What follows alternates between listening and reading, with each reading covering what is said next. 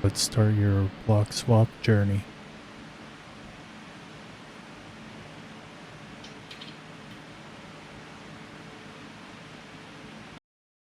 Installing the rear engine seal. You're gonna place the rear housing onto a block of wood, and then you're gonna use these tool numbers to hit your new seal into place.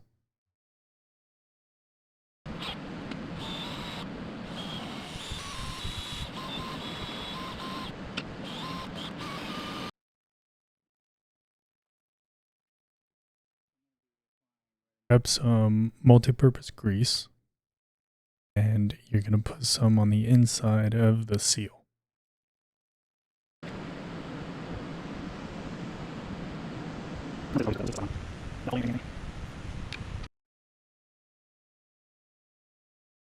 Using 3-bond 127B or equivalent, we're going to be seal packing a seal diameter of 2 to 3 millimeter bead around the oil seal retainer.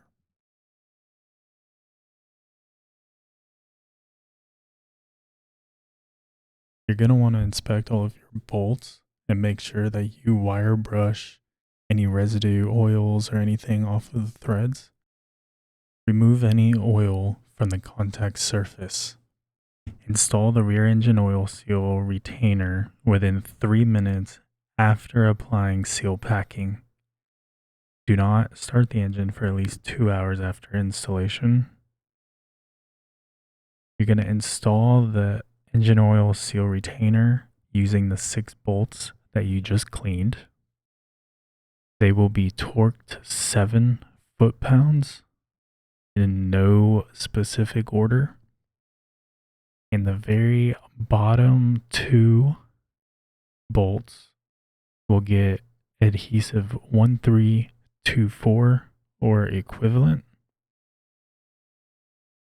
This is going to be the 2 bolts closest to the oil pan.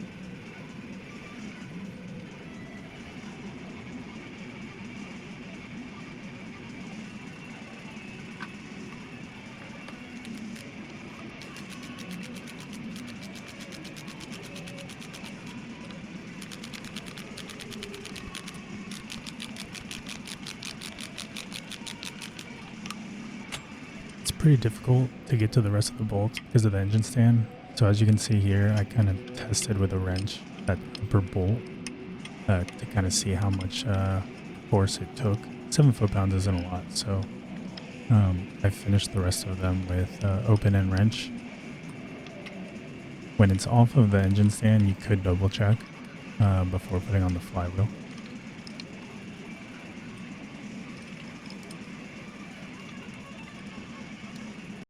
Install the 2 water jacket spacers inside the cylinder heads.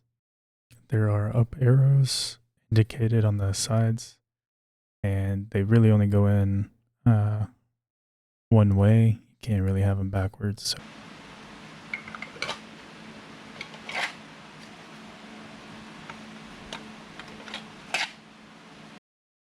temporarily tighten the water outlet pipe with 2 bolts.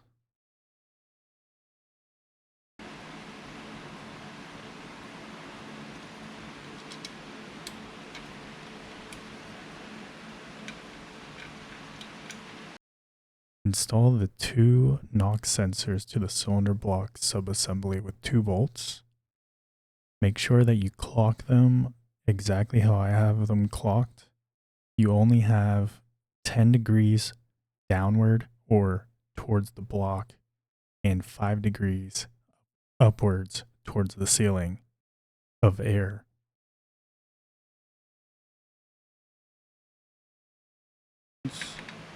Torque to 15 foot-pounds.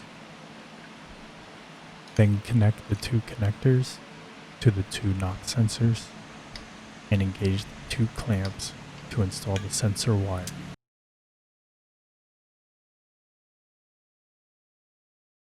The two knock sensors do face away from each other.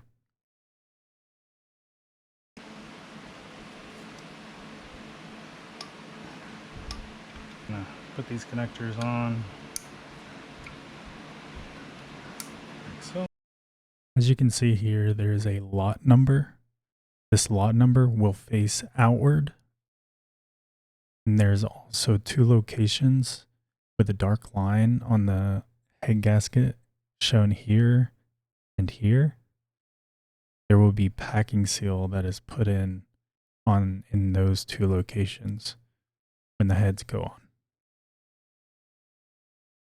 I'm going to do some cleanup to the two heads using stainless brush as well as some mineral spirits and cleaner. Now, what you can do to check your heads when you have them in this state is you can fill the port sections above the valves with water, and you can use an air nozzle through the exhaust as well as through the intakes on the opposite side and inspect to see if there's any bubbles that form. There should be no bubbles. If there are, you need to get your valves reseated, probably send them to a machine shop and have them redo those. So make sure that you check that before you put your heads back on.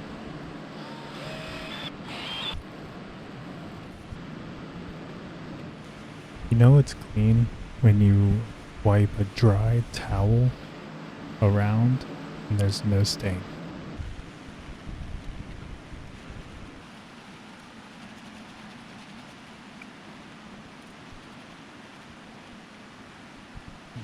Apply packing seal in the two dark line sections towards the front. Just a quick note before you install the heads. As you can see, the far left cylinder there is almost top dead center. You want to make sure that they're not top dead center.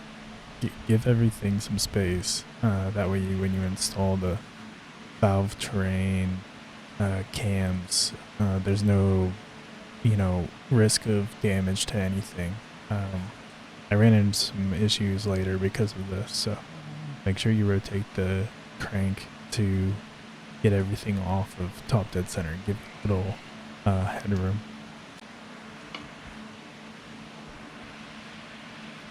See the dowel pin locations in the bottom?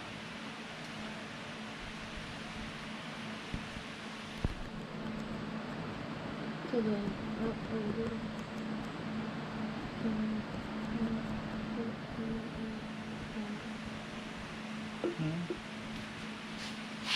Is that it? Yep, there it is.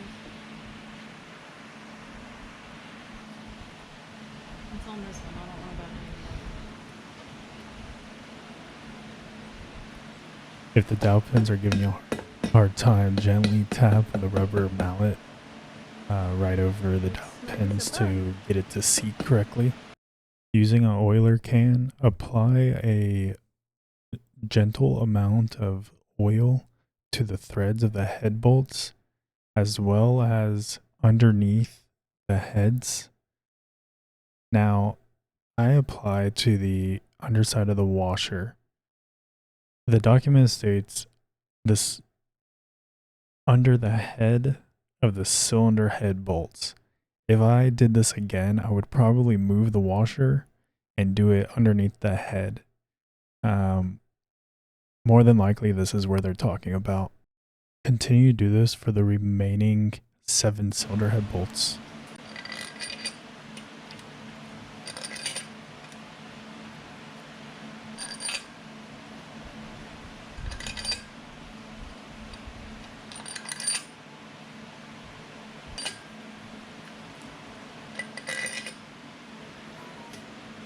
snug up the bolts in the pattern shown.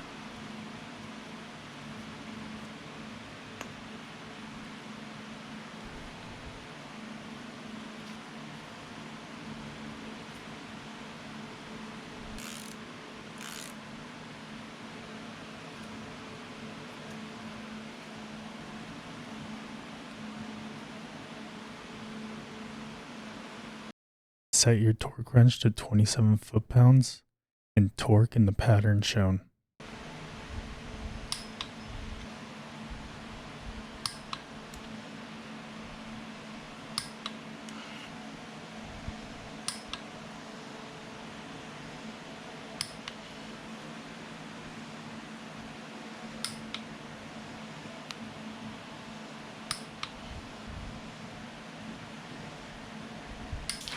Shake a paint pen vigorously and mark the front side of each cylinder head bolt.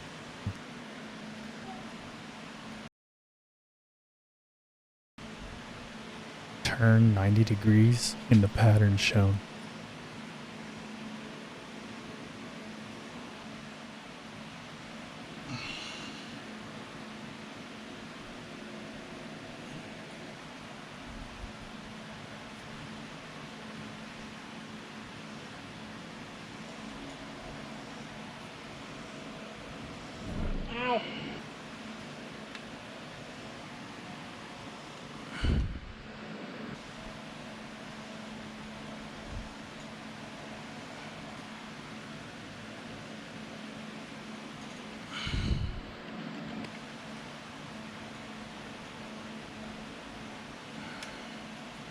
Repeat this process in the same pattern as last time, another 90 degrees.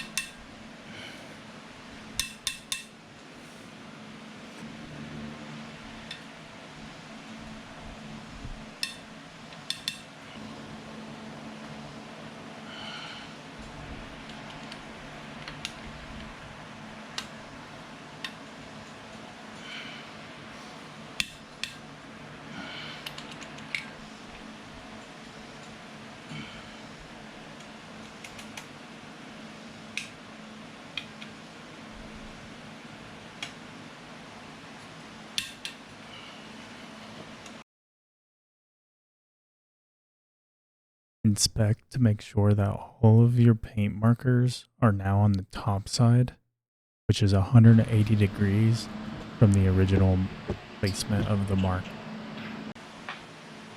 Clean the seal packing that seeped out of the front.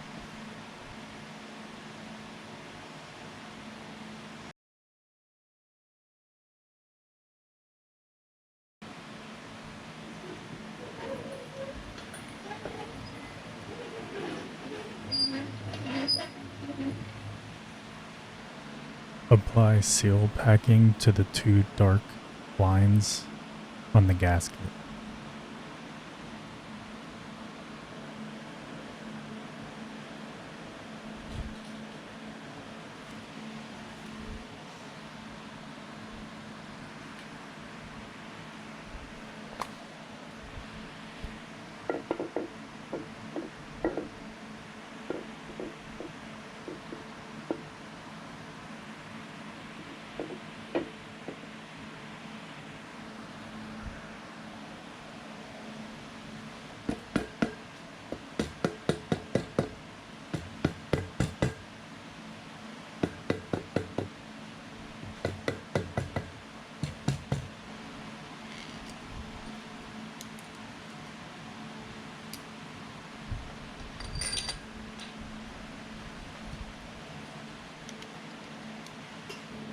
Again, 27 foot-pounds, however, the pattern is different on this side.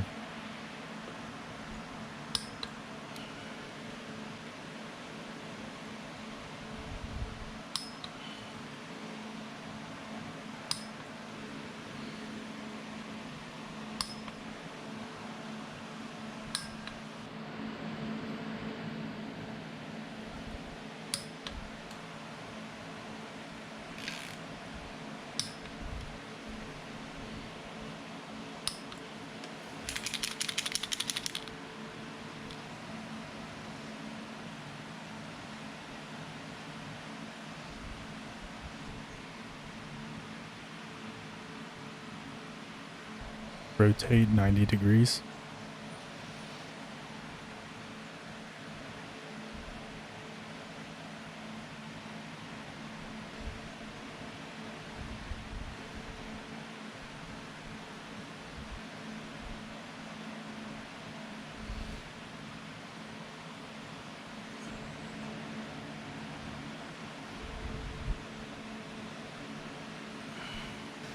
Rotate another 90 degrees.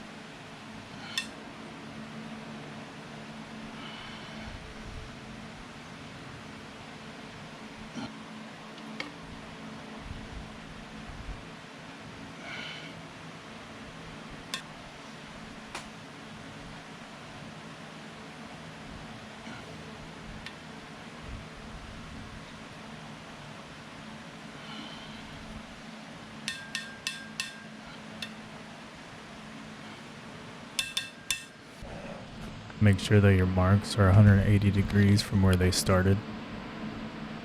This is a little farther ahead, but I want to make sure that when you're installing the heads, you have your head bolts that are to yield.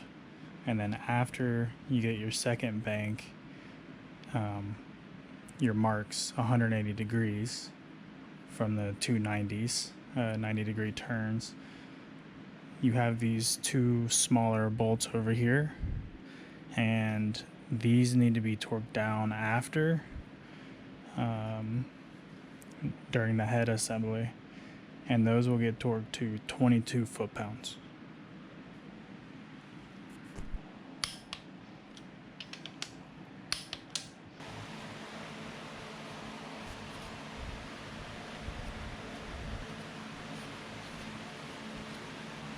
If you store your lifters and oil, you'll have less ticking when you first start up the vehicle.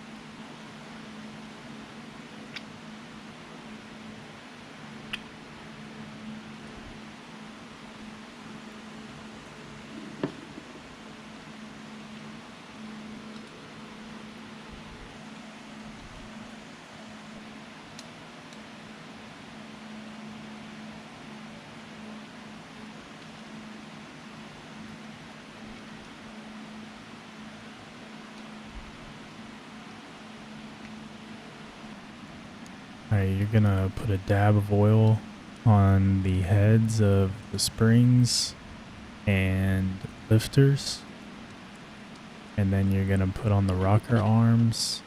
Make sure that the rocker arms go back in the same spot that they came off.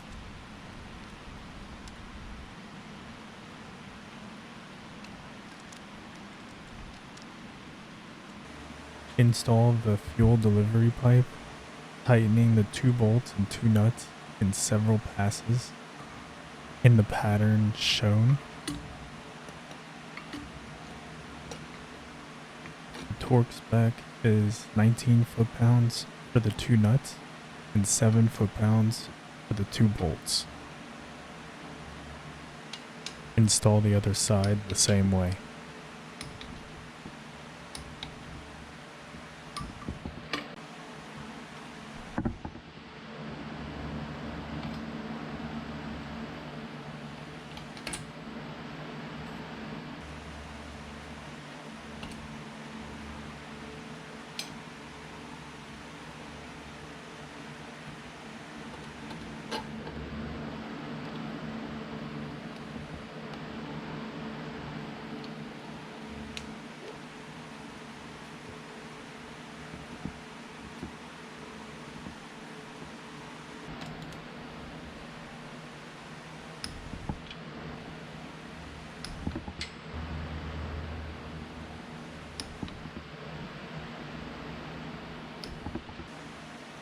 Tighten the water outlet pipe to 7 foot-pounds.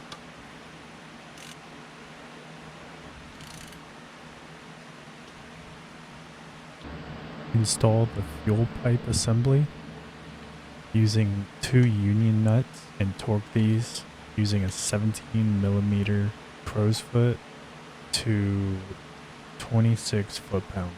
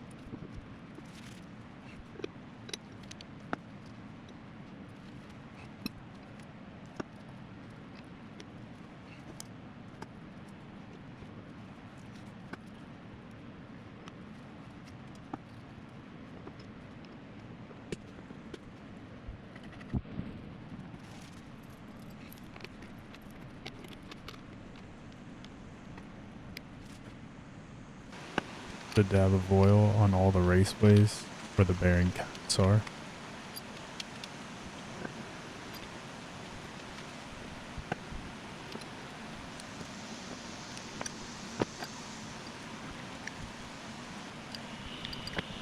Temporarily tighten the 8 bolts in the pattern shown to 7 foot-pounds.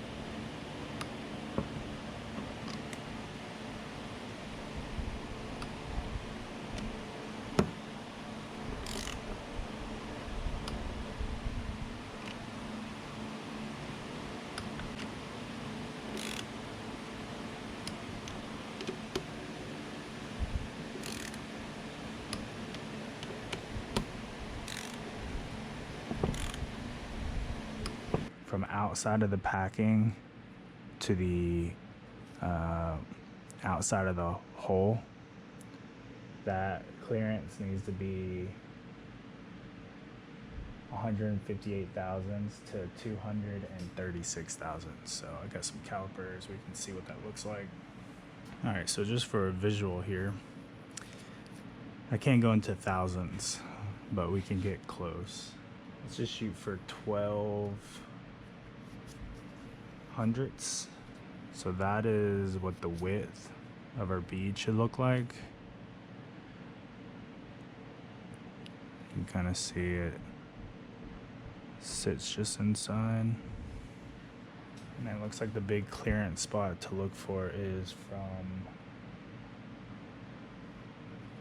this hole right here. So this hole must be doing something. And we want our bead, so it can be between 1600ths and 2300ths. So mainly what I'm looking for is I want a little bit of edge showing on both sides of my bead when I create this, and I have to have this clearance from here to here. So again, it's just gonna be right on the edge. When I get close to this, I might steer just a little bit, just to make sure I have this clearance, but you can see it's right on the edge there. So.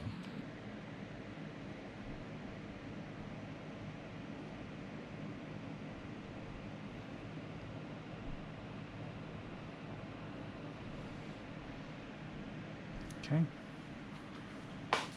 So now we got 3 minutes to install this.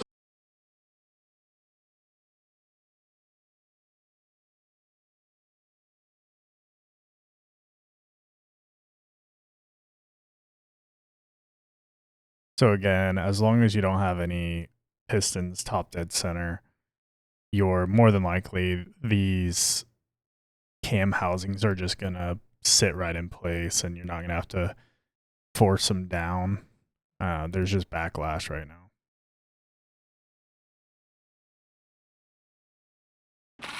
Just like 1, 2, 3,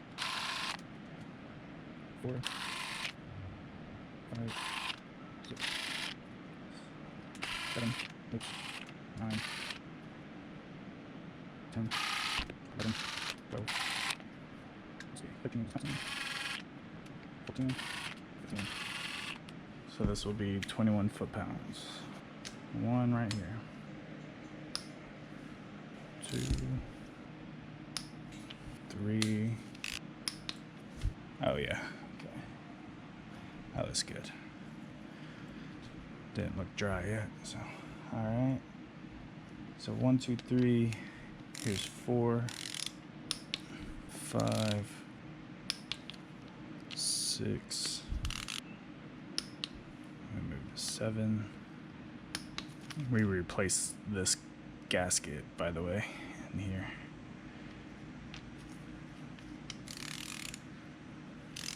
Some kind of oiler, cam oiler, I believe.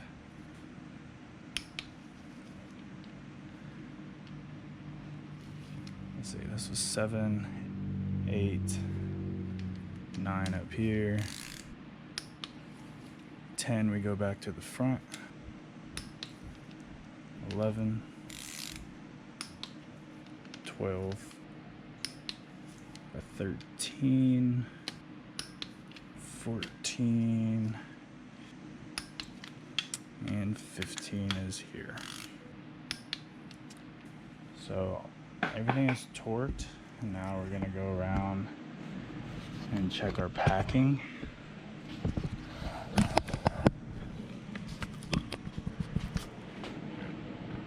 So you can see nice squeeze of packing all the way around, the inside as well.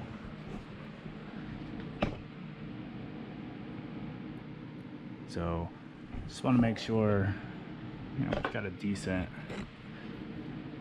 I don't want it squeezing out too much on the inside. It's really the outside I want to make sure I don't have any gaps or anything when I was installing it.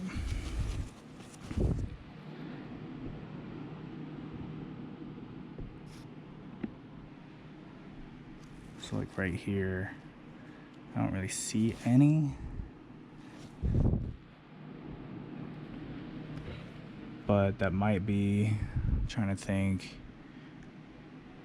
the way that it was, we went on the inside of this, so we wouldn't see it right here. We would see it on the inside, which I do, so.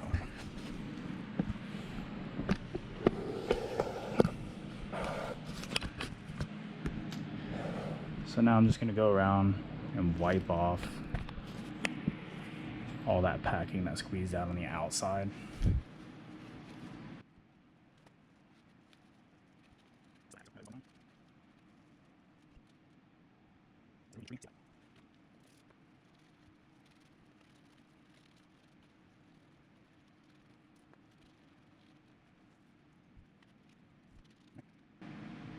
I believe we're ready for the other side. Before we move to the other side, I need to go through and check that all of these black screws on the bearing caps that we used to install the cam in the first place are torqued to 12 foot-pounds.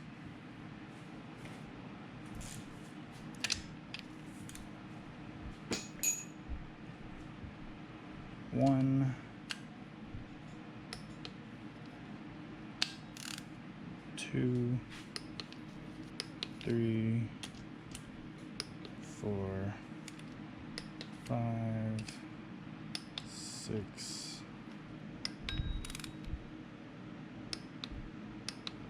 7, 8, 9.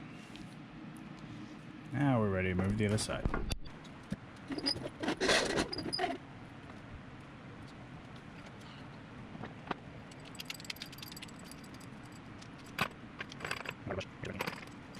We're going to torque these to 7 foot-pounds. And it's just to hold the cams in place.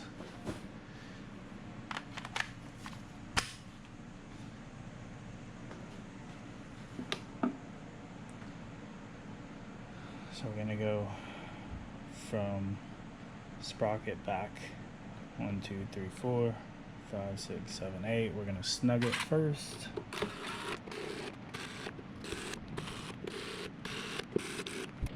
Torque to 7 foot-pounds.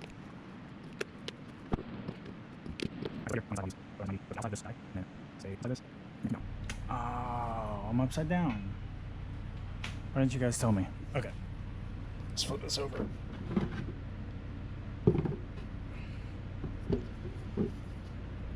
This is where our packing is going. Okay, that makes way more sense on what I'm looking at here. As long as you can run a dry paper towel around and it's not dirty, should be ready for packing.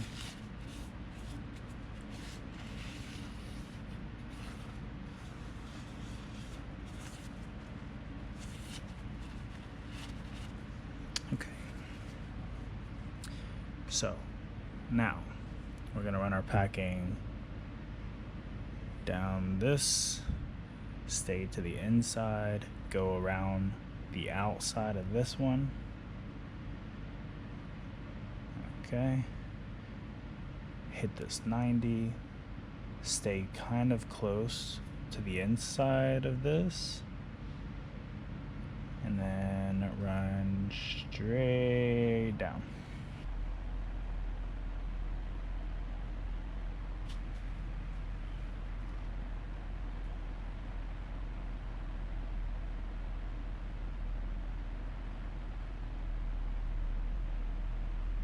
It's always one of the most scariest parts. Screwing this up and having a leak. Mm-hmm. True. Just do it right the first time, you don't have a leak there. That is supposed to be the outside.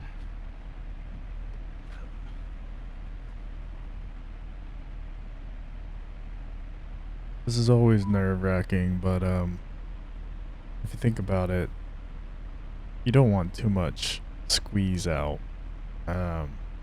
because that can plug holes and stuff.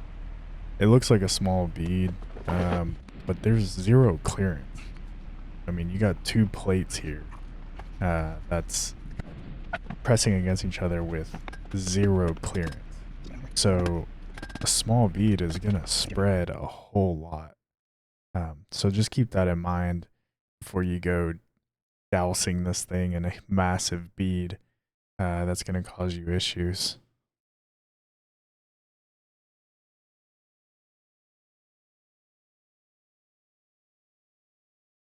And we're gonna start with this one. This is 21 foot-pounds. 2, 3, 4, 5, 6, 7, 8,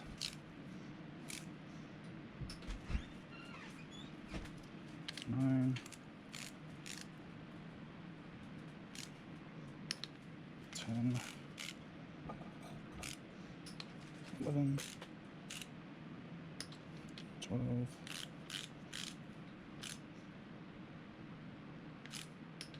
13. There's a real nasty problem here. At this point, I kind of know something's wrong. It's just continuously turning, and then you'll hear a pop. It's just not tightening up. That doesn't feel right.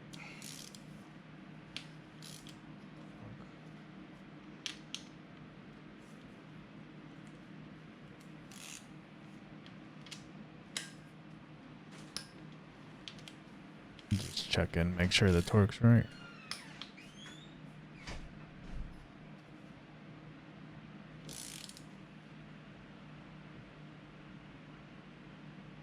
So what actually is happening is the bolt's too long. So it must have came from the factory that way. I'm not sure. I'll come back to that. But 14. I did measure it, and it was out of spec, too long. And these are just They were not tightening. tapped all the way through, so they were actually hitting the bottom and then stuck. Okay, There's the pop. Yeah, so it just snapped. At this point, I'm thinking the bolt is broken inside of the head, and I'm screwed.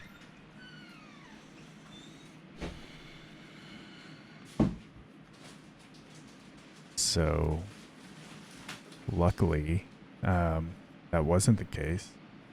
It actually stretched in the middle and broke. This is crazy. I've never seen this before. To me, it looks like cheap bolts. Alright, it's a broken bolt. You can kind of see right there. It's stretched in the middle and snapped. Very, very odd, and I don't know.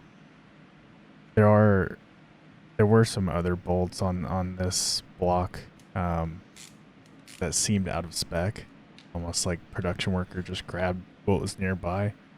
It was odd. I can think of is But I got lucky there.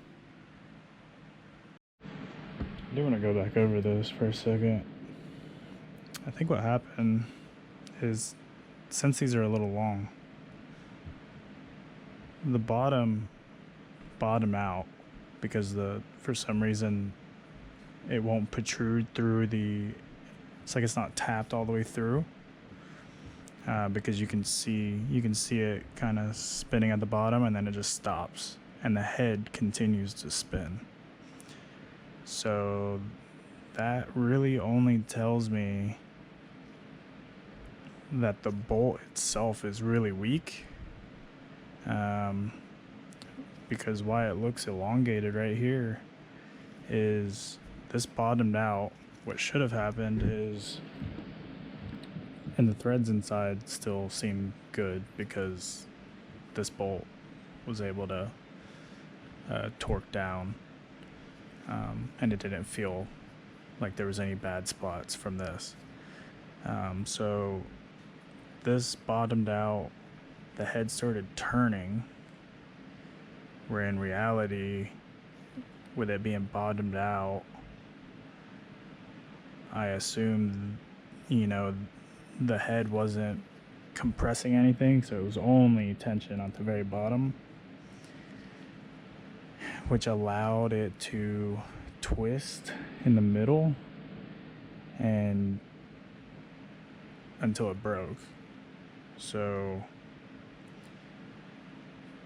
if it was shorter and it was to spec, because spec says the length of this bolt is 1.98 inches, which this one is 1.93. So we're a couple thousandths over. If it was a couple thousandths less, the head probably would have bottomed out, and all the tension would have just been on the bottom of this head pushing down here, so there wouldn't be anything to really torque. It'd be all the threads. I just thought I'd bring that up. It looks like it's kind of like if you were to jam nut at the bottom and all this is free, and then you just start twisting the head, like the weak point's right there, so it's gonna break, and right there. So I don't know, that's screwed up. Alright, I'm back with the replacement bolts. I got as close as I could. Let's see how close we are to the spec. So this is 1.76, which is better because it's not too long. So the spec is 1.89. This is 1.76. So let's see. Looks like it's got plenty of threads, and it's not going to be too long. So what I'm going to try to do is I'm going to try to take this one back out and see if it was a length problem. Since this one is so much shorter, I would expect it to be normal. So let's just go ahead and get this one out. Yeah, that one's strange. It's like it's under a bind.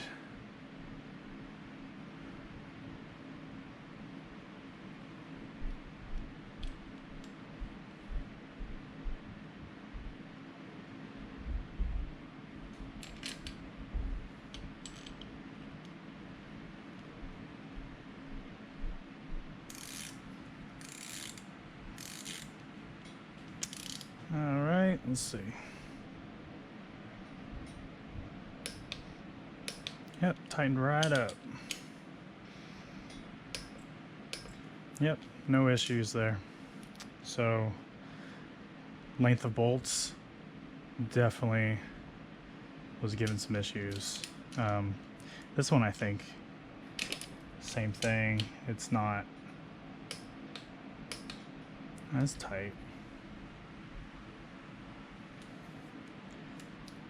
I really didn't like it though.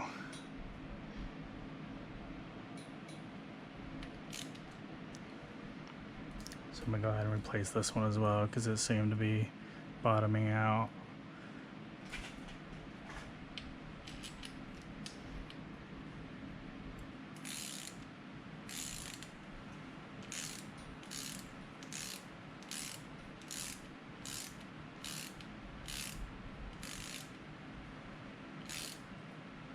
Yeah, so this one isn't bottoming out obviously because it's shorter. So let's see how it feels tightening up compared. Yeah, that one felt good. There we go. So definitely an issue with the factory bolts. They're just junk. So, but I think it's definitely something to do with the length of the bolt and it bottoming out. So I feel a lot better with these new bolts in. I think everything is nice and secure now. So I'm gonna swap. These are slightly bigger, so this takes a 13 mil versus a 12 mil. So I'm gonna swap back to my 12 mil. I'm gonna go back through and torque everything. This needs to be torqued.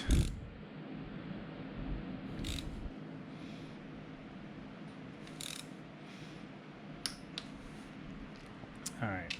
1, 2, 3, 4, 5, 6, 7, 8, 9, 10, 11, 12, 13, 14, 15, right. Feeling good about that. All right, so now we need to torque these cam bearing bolts that we originally torqued to 7 foot-pounds just to get the cap seated. Now we're going to go back and torque to 12 foot-pounds. And go back to the top. So 1, 2, 3, 4, 5, 6, 7, 8, 9, 10.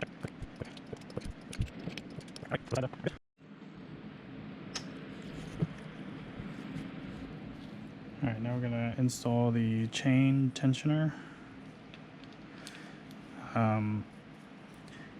If you have a pin, there's a hole right here. It'll accept a 1 millimeter pin.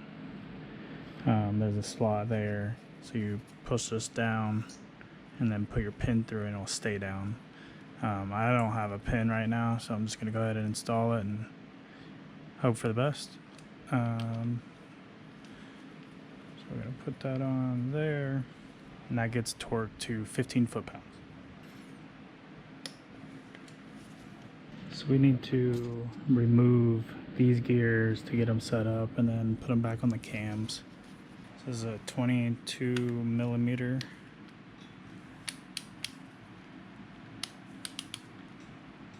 And then we're gonna have to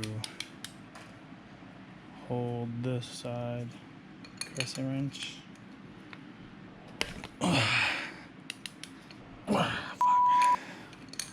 It's quite difficult.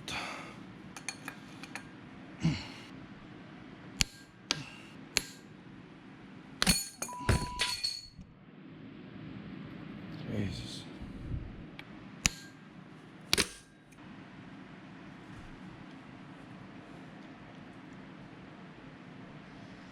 Alright, so we're working on bank 2. And we're gonna set our timing. So we removed this sprocket with a 22 millimeter. And on the back side of that sprocket, you'll see the timing dots. So we want this yellow plate onto the second, the double dot right there. And then this plate should be on the two, there's 2 lines right here. We want it to match up with that, which it probably will be close. Let's try it. Put a crescent wrench on here. Use a 22 millimeter socket on here. Break that loose. Same thing with this sprocket. We're working on bank 2 timing of the camshaft sprockets. So there's lines on the back. There's 2 and then there's a single. Same thing with the sprocket. There's 2 dots and a single. That depends on what bank you're working on. So since we're on 2, we're working with the double dot and the double line. So I'm gonna finish taking this sprocket off because you really can't get the chain on without this being off.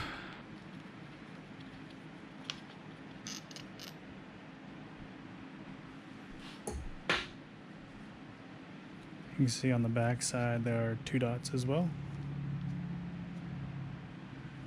And this sprocket, same thing. There are 2 dots. So we're just gonna line those up with the yellow plates.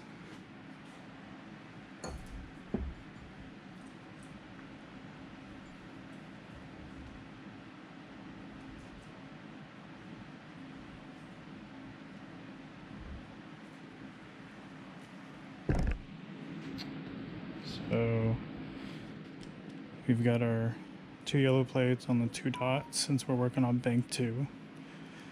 Now, the fun part is getting these lined up, which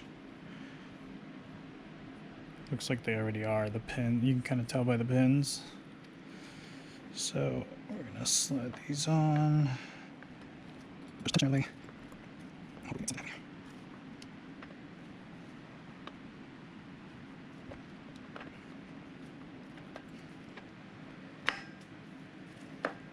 Okay, there we go.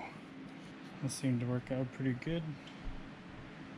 We've got double lines matching with our yellow plate, double lines matching with our yellow plate.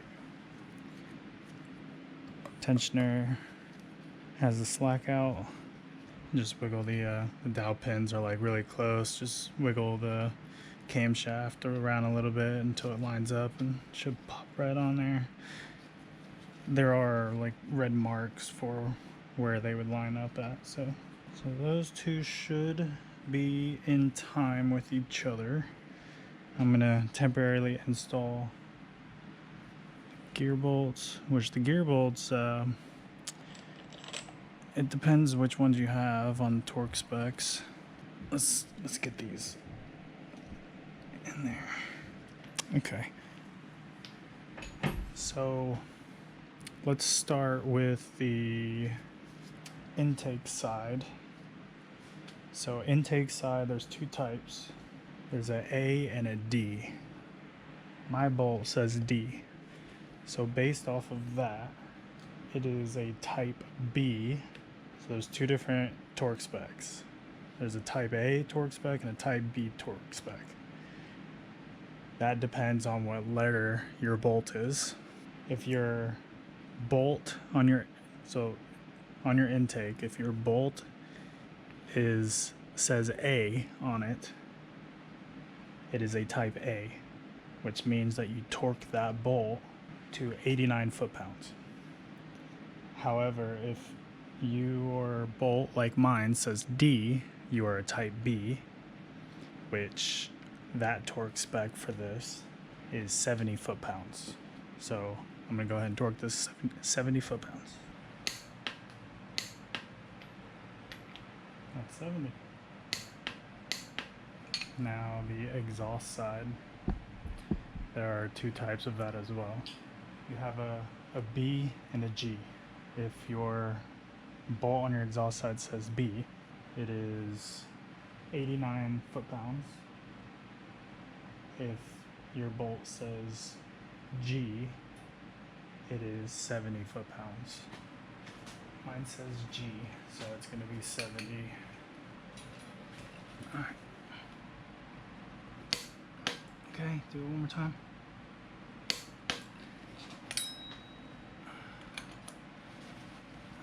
This one.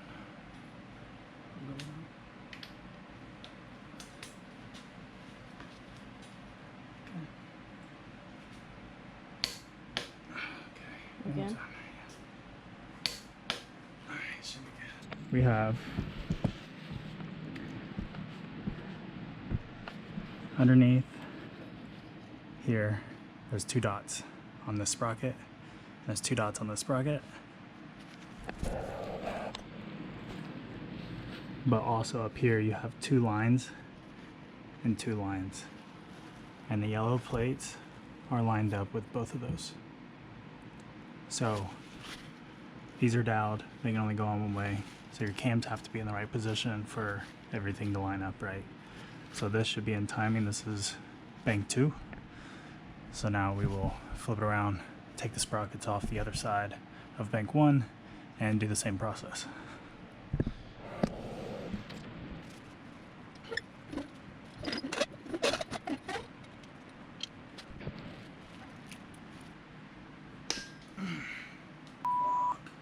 Are you okay? Oh. You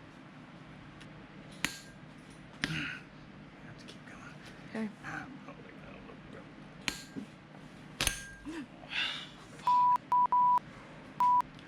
Alright, hold on. Hold on. Let go. Come back up.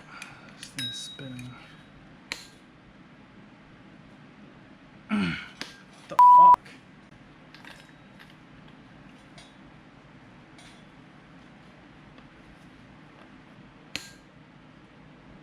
No, hold on.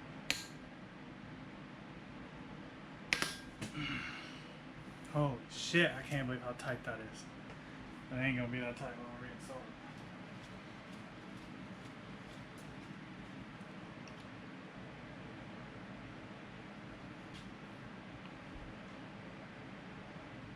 Alright, so we are on bank 1 side. Bank 1 side, sprockets are off. And the dowel pins aren't lined up.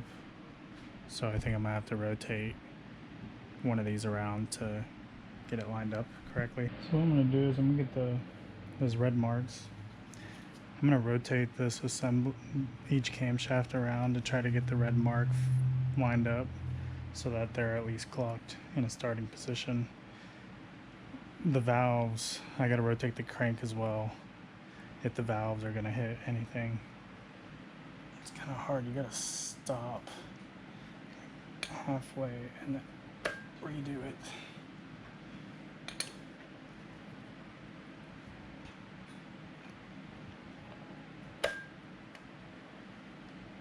So it's lined up there, but it's on the verge of spinning. Yeah.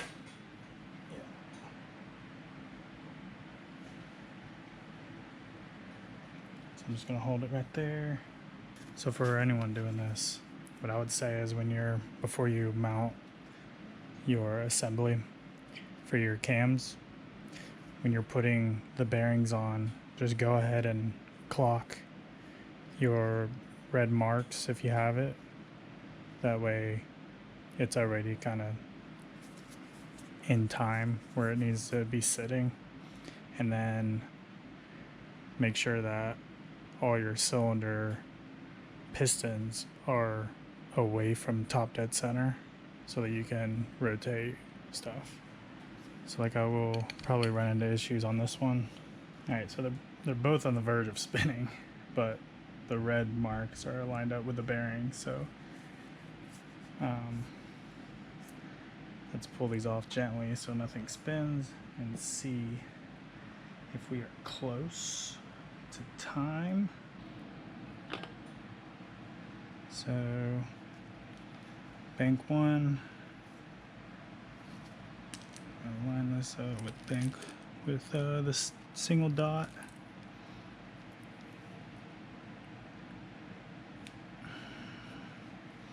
And then there is a single dot there as well.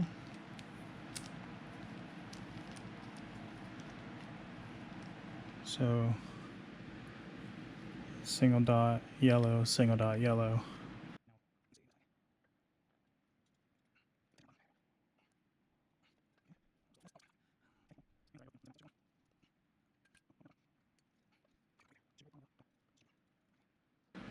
That went, there we go. Both of them just slid right in place. So there, you know, the red lines are off a little bit, but we'll mess with that when we get to the timing stage.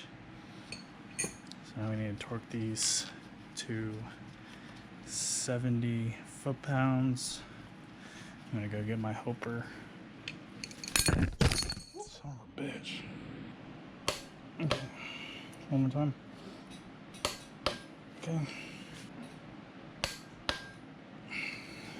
Time.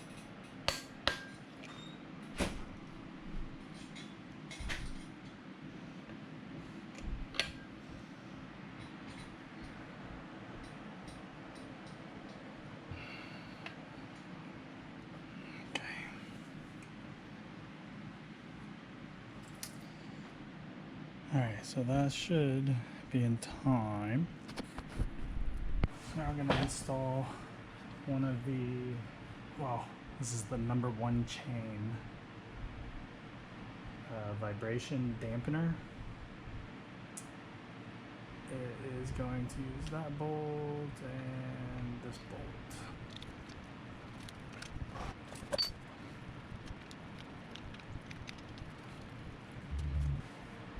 These get 17 foot-pounds.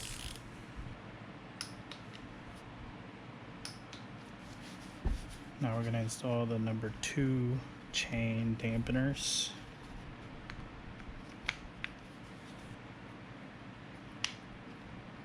And then our crankshaft timing gear. Put on our idler sprocket assembly. So you really want to put oil on this surface and this surface before you put it together.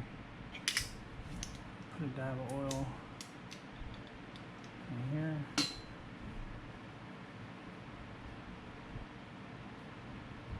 The pin goes upright.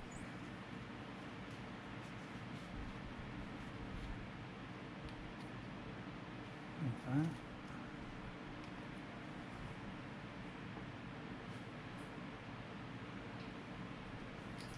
And we put a dab of oil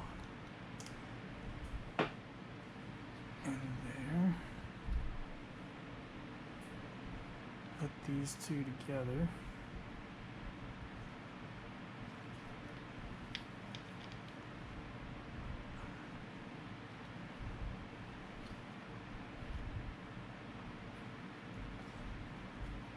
Place the pin upright.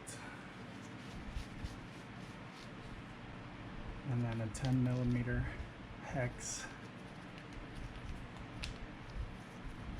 bolt will go in there. And that will get torqued to 44 foot-pounds. And you want to make sure it turns smoothly. Alright, so now we're about to do time. So we need to verify some things with the position of the crank, the position of these bank 1 and bank 2 cams. Timing chain, yellow mark, yellow mark.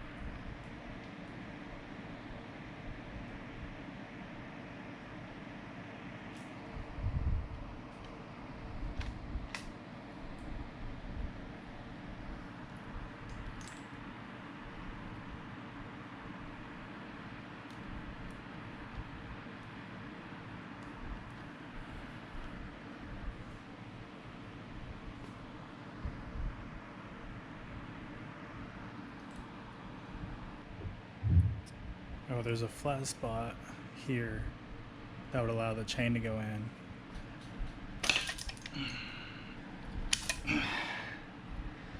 Shit.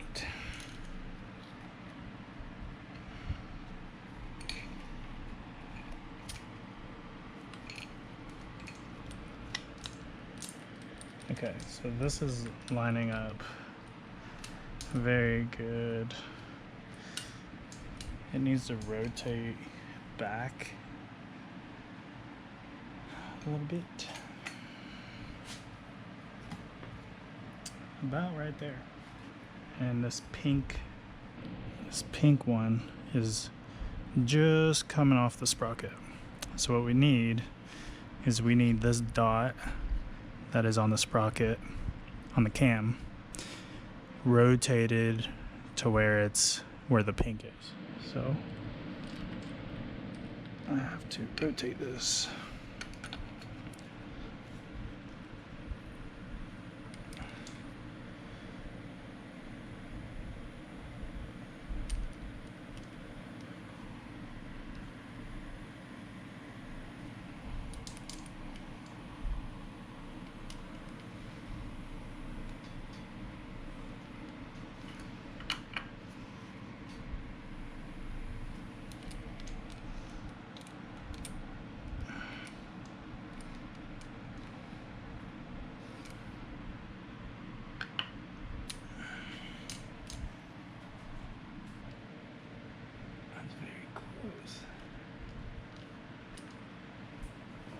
I would say that is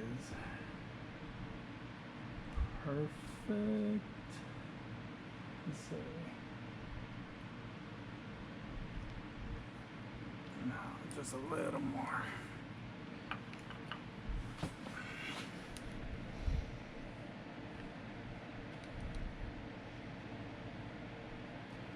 Okay.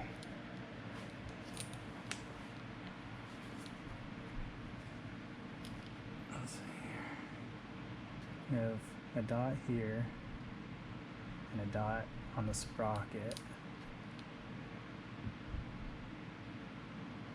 And the tooth right under the dot is within the pink chain.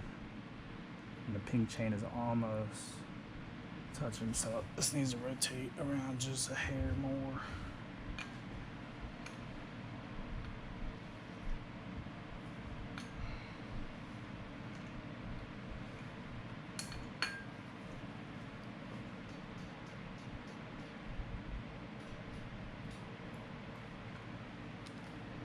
There we go. I think that's it.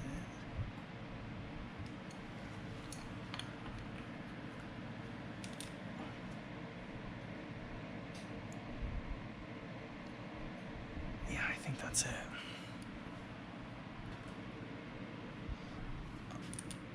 That paint bottom.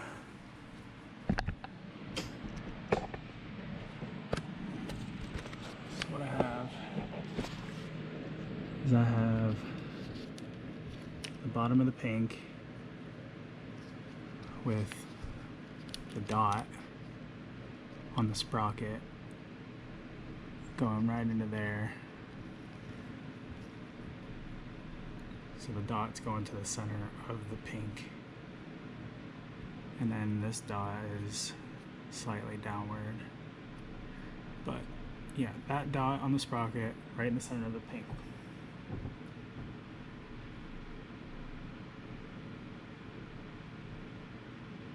Which actually is wrong. So it needs to be up.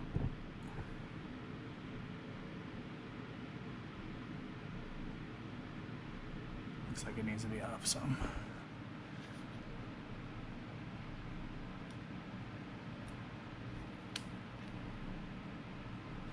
Yeah, because the chain won't quite go on like that. Let's rotate it slightly backwards. Okay, there. So that's more of what it looked like. It's more like the dot on the sprocket's going to the top pin on the pink one. Kind of like that.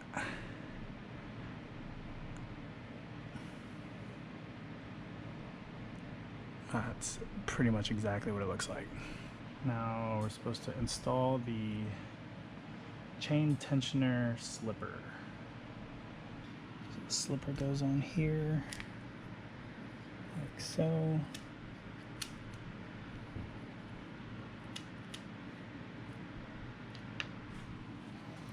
And then we need to install the chain tensioner assembly and torque it to 7 foot-pounds. So I don't have the pin anymore, or I don't have a pin. You're supposed to push this in and lock this with something. Okay, so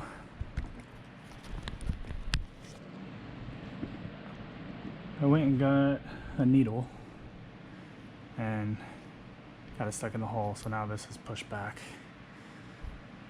So now hopefully I can get it in. See, spin that around.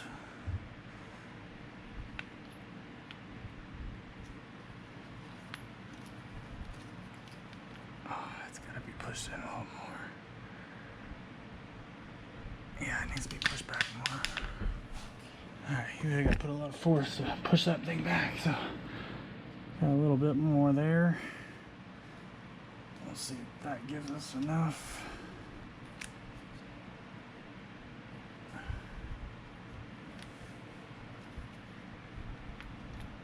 Oh yeah, right. Right on it. Very nice.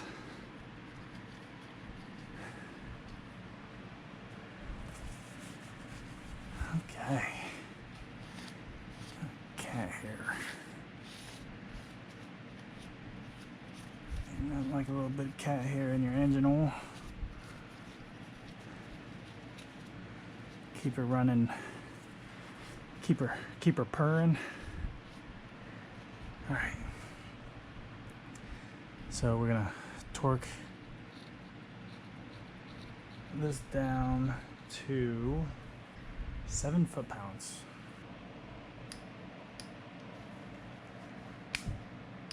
Remove the pin.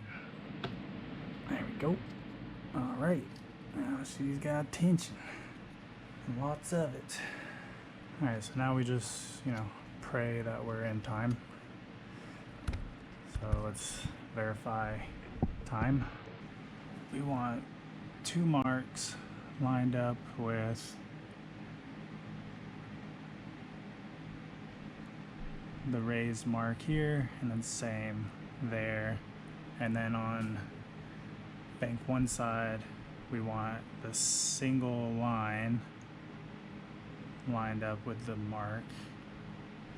So bank 2, we have, all right, we've got the single mark. It's slightly off, so we probably need to rotate it a little bit, but as long as everything's like slightly left. But it was lined up, these 2 marks lined up, and then bank 1, we have, again, it's slightly left, right? But that's lined up with this mark here. And the yellows are lined up, of course. And same thing over here, we have single line lined up with that mark. Everything is just slightly left. So if I rotate slightly right, everything should line perfectly up. And then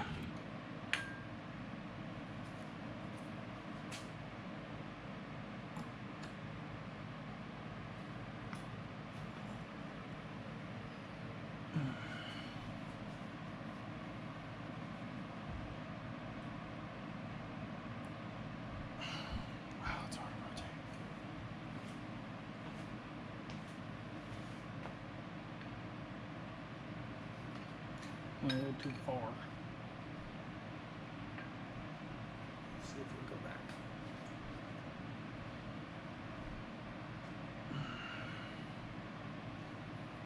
Okay. So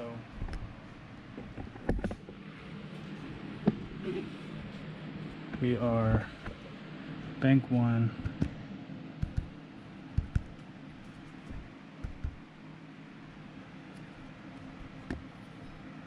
Single mark lined up with the raised bearing mark and yellow chain in line perfectly. For intake, we have single groove, yellow, lined up with the other yellow, lined up perfectly with the raised mark on the bearing. Perfectly in line.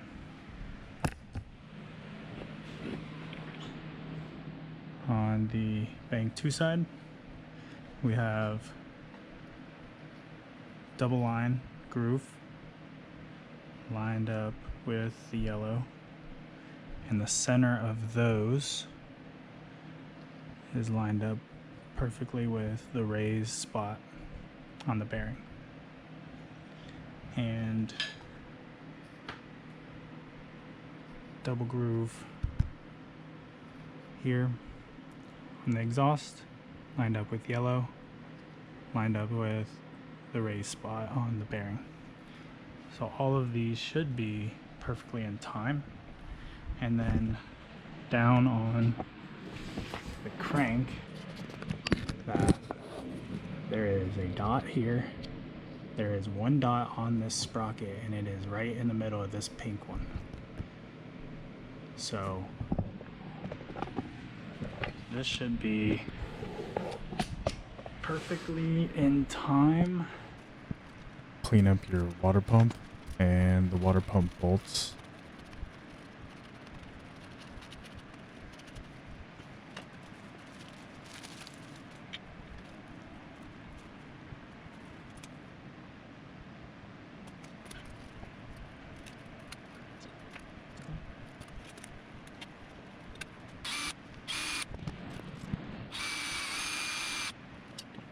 Clean up your timing cover and all of the bolts.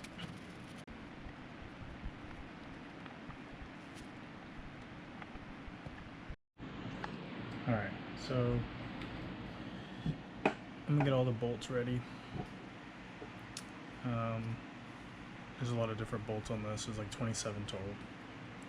I'm gonna wipe down the surface one last time on the engine in this. And we have 3 different size packing seal diameters that we're gonna work with. So it's gonna be like, I'm just gonna go off of like thick, medium, and thin. I'm gonna eyeball it best I can, but starting up here, we're going to do a medium bead down to where this notch is, and then it's going to be thick around the outside here to this notch, so this part's thick, and then back to a medium bead all the way up, and then over here we're going to go medium bead all the way down inside. We're going to get to this notch and it's going to get thick, and then it's going to get medium again all the way down.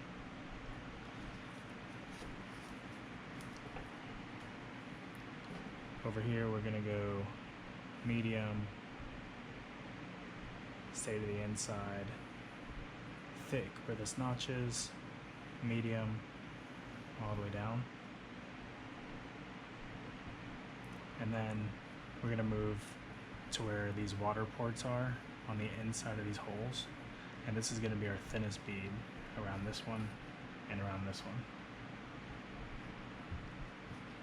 And then these inside ones are just a medium bead just around this hole areas.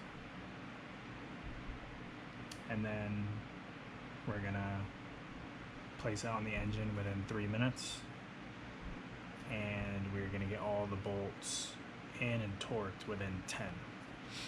The other thing we have to do is we have to line up the oil pump with the crank. So the crank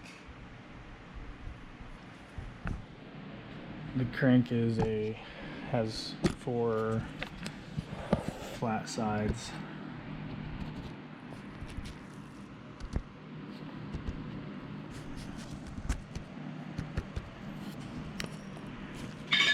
So this is the position that it'll be in, slightly clocked. Before we do the timing cover, got a new seal we need to put in right here. I'm gonna clean up all the valve cover bolts. Install the water pump to the timing cover. So there's 5 of these, 2 of these, 6 of these small ones. So it looks like D goes in these large bolts. Which can't mount that. So it looks like the A and B bolts are the same. There's 5 of those.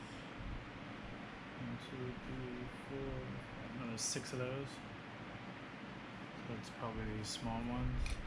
So there.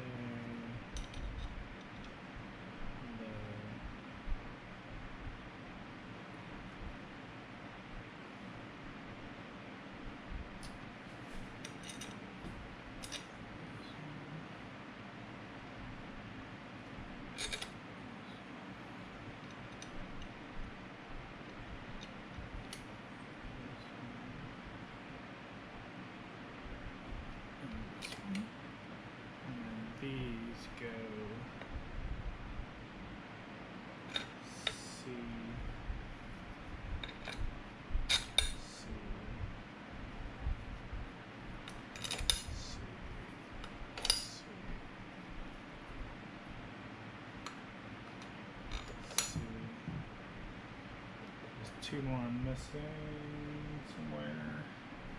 It looks like A and B is all that holds this on right now.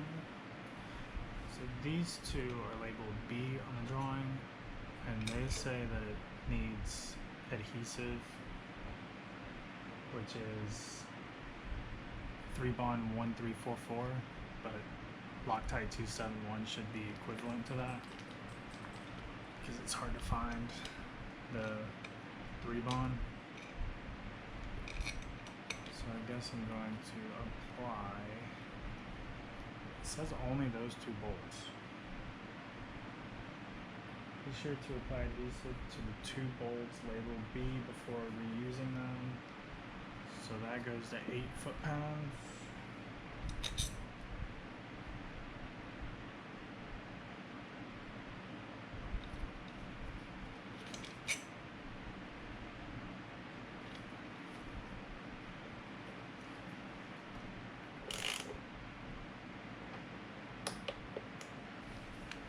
These over here get torqued to 8 foot-pounds as well, but they don't get Loctite. So there's 4 over here.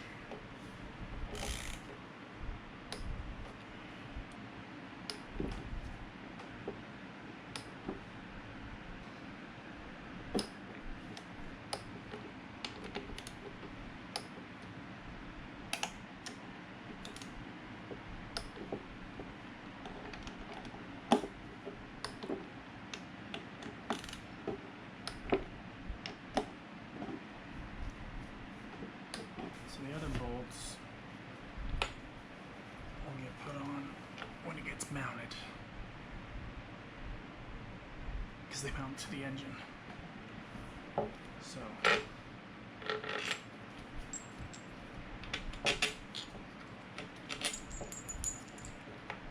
going to remove all of these.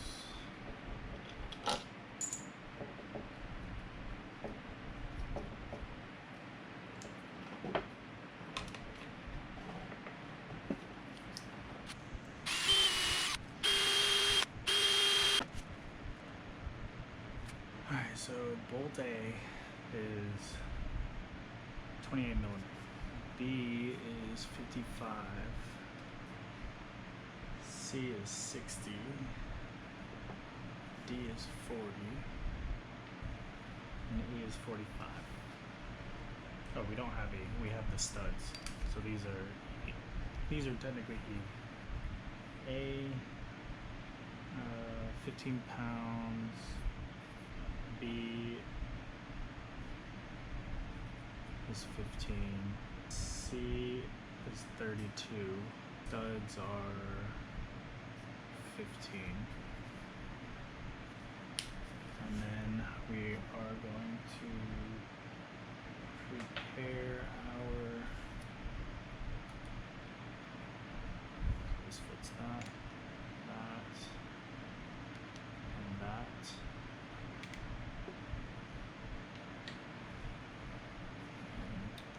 This fits that and that. All right.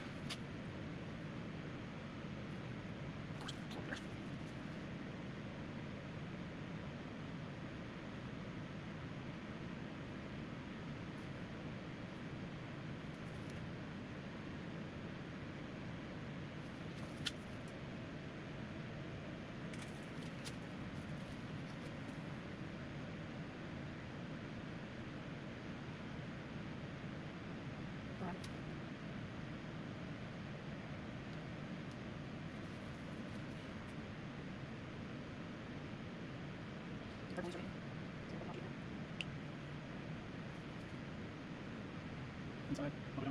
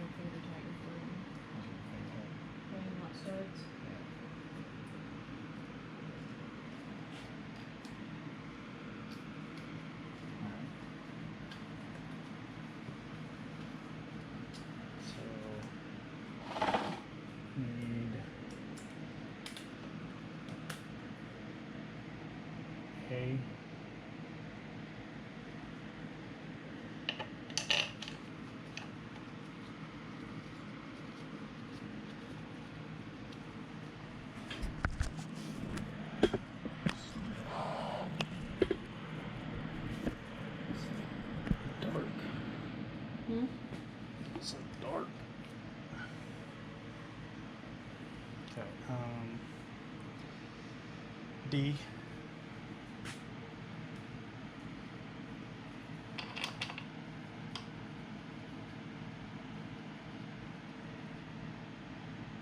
D. D.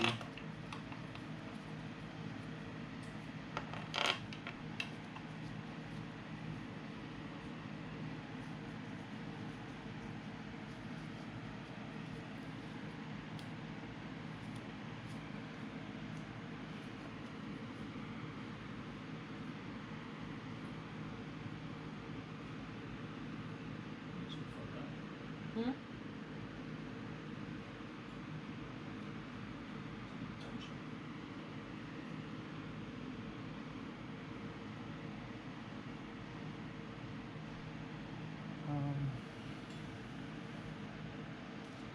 D, D, D, A, C, two C's,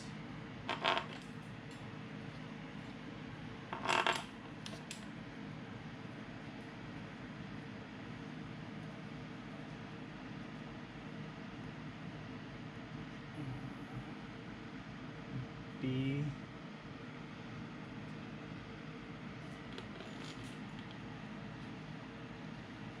B, B,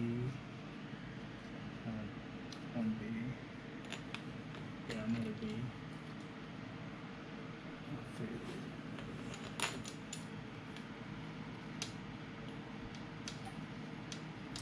B,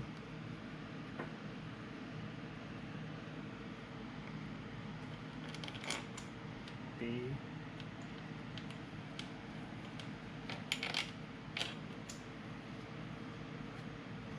C,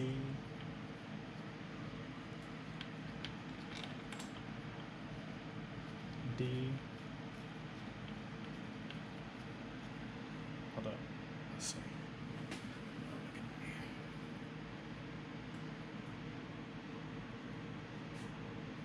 C, C, D. Another C or just one D? I need a D.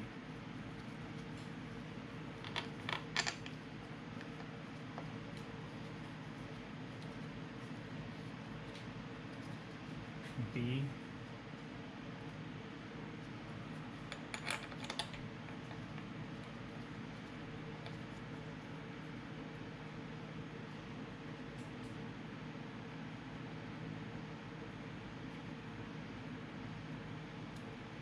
B,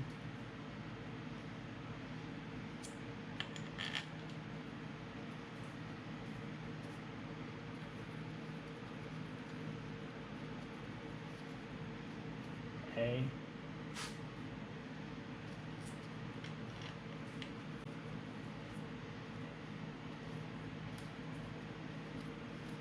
B,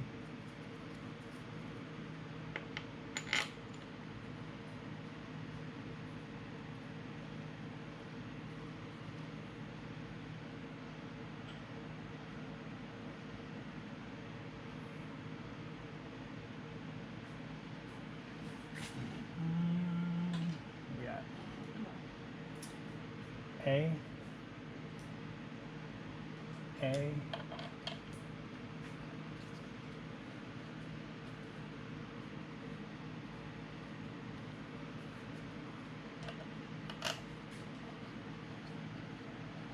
C,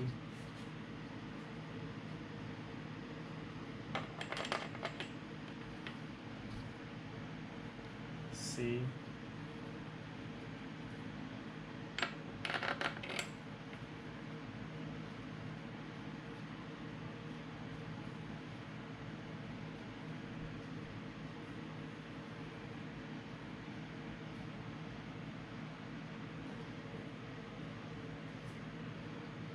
A, C, C, B, B,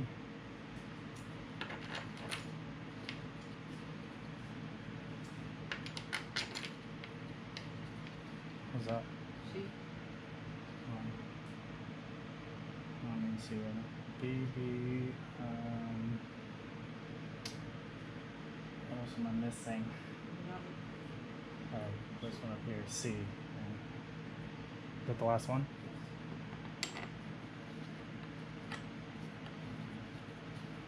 Alright. I need a torque. Short or long?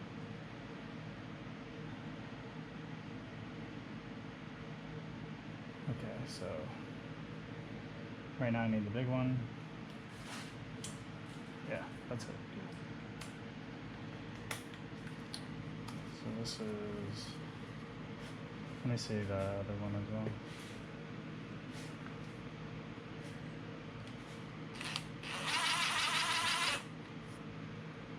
One, two,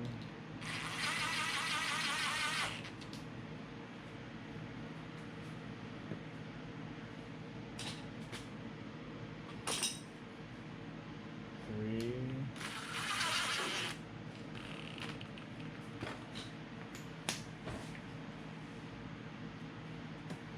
four, five,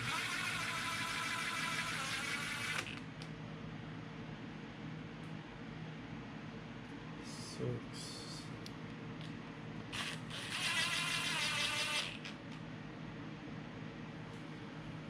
seven, 8,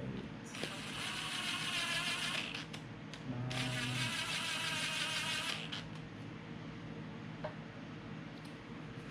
10, 11,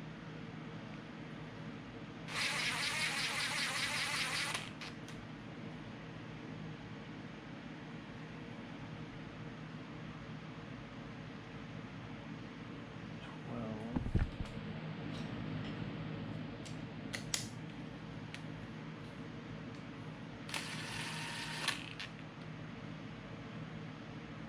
13, 14,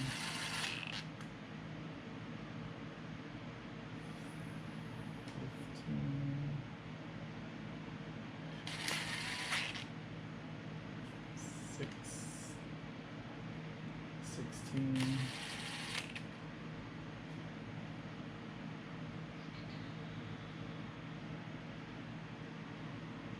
17,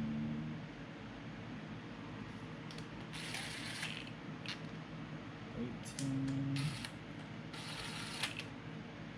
19,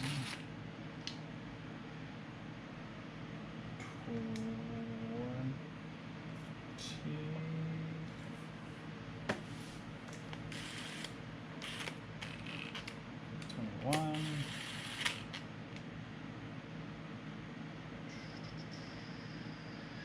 22,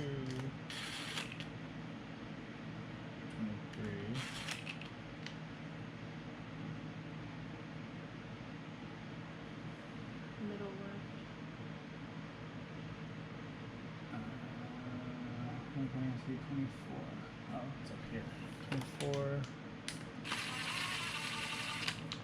25, 26, 27,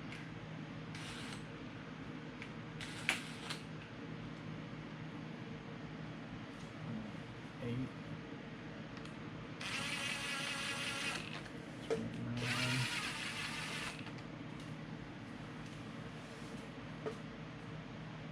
that's all of them. So now I need to torque them. Torque rooms.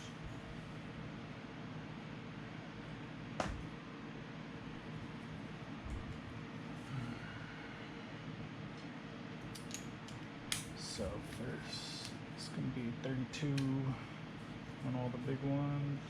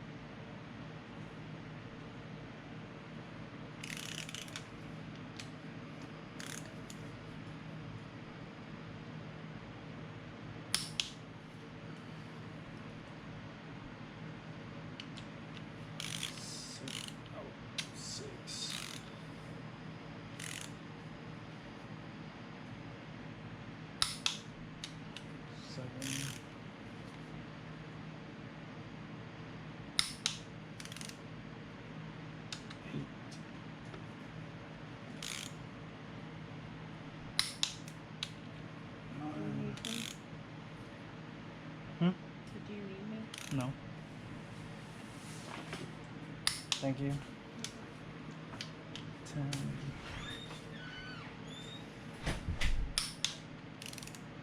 11.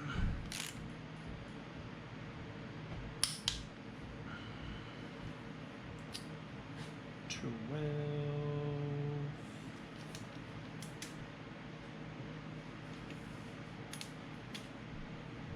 These should start.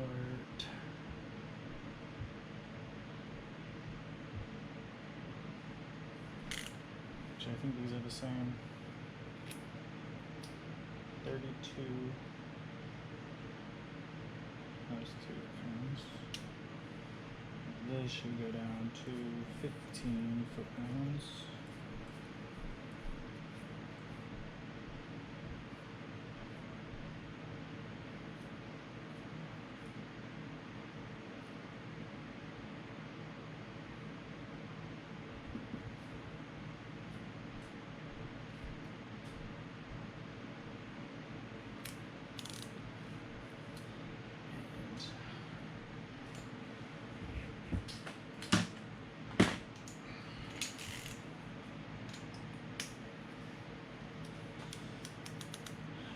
So 12.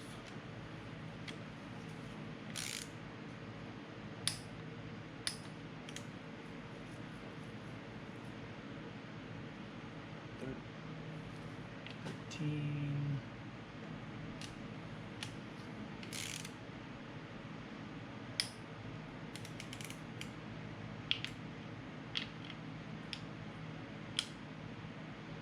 14.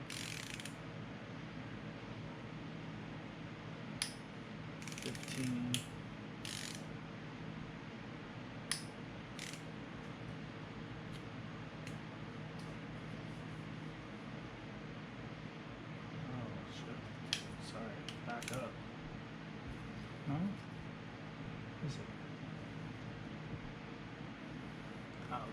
13. Start. 13. 14. 15.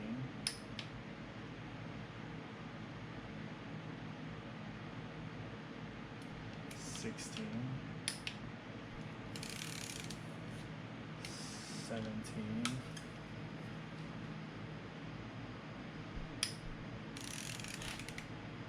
18.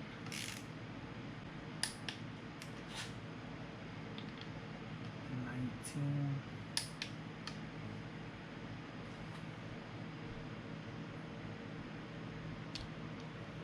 20. Let's see. Let me make sure I get this right here. 20 is, let's see, this would be 21,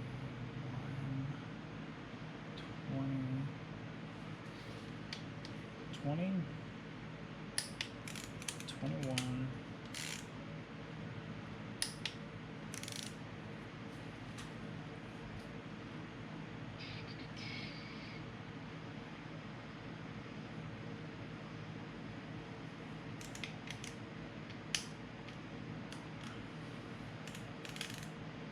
22, 23, 24, 25,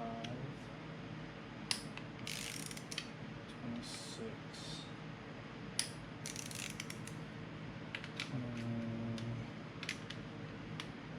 27,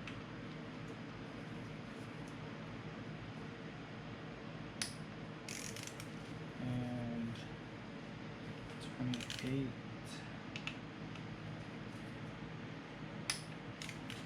and 29.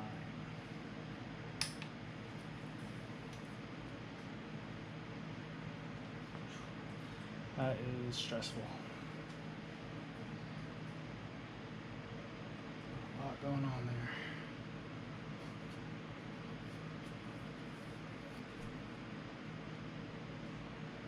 Hopefully the packing was done good. Squeezed out a lot. I mean, you don't need a whole lot. There's no clearance, so squeezes out a lot. It seems really thin, but I mean, it's squeezed out both sides a fair bit, so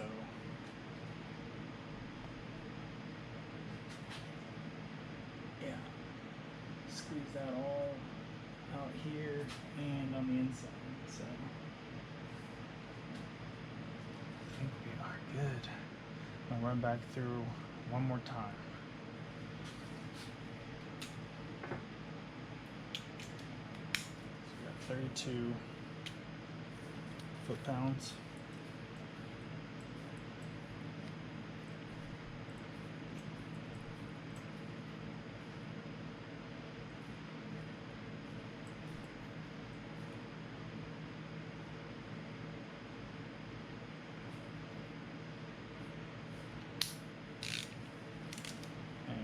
Start with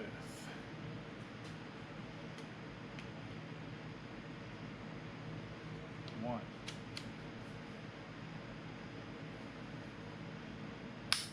Actually, yeah, I was just gonna run through them, but they're everywhere, so 1, 2,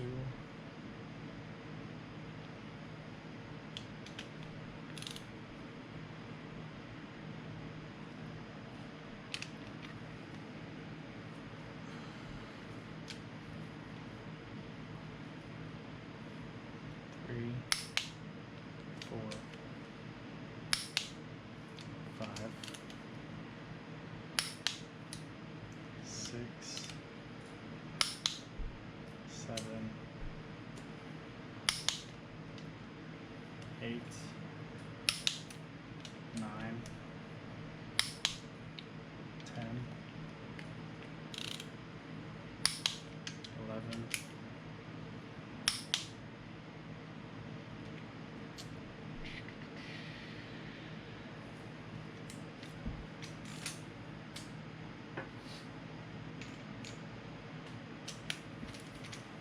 go back down to 15.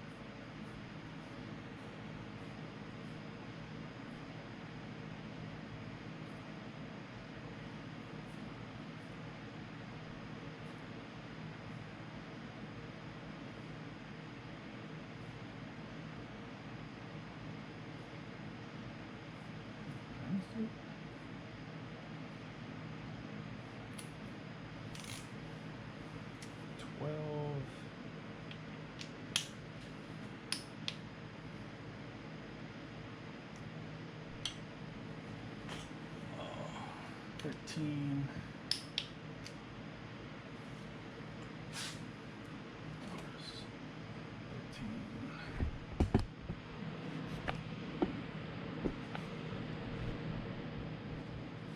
14,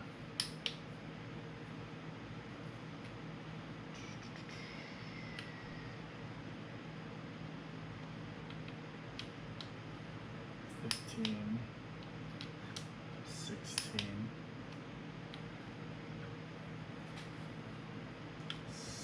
17, 18, 19,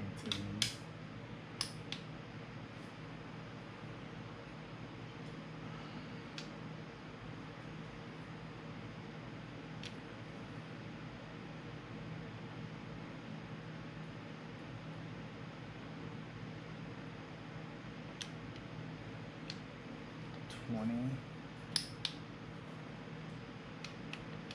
21. Oh, sorry. I think the outside one, very outside is 20, 21, 22, 23.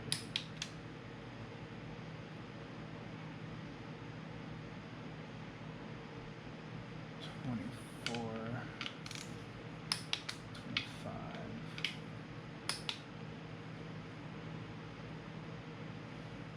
26, 27, 28.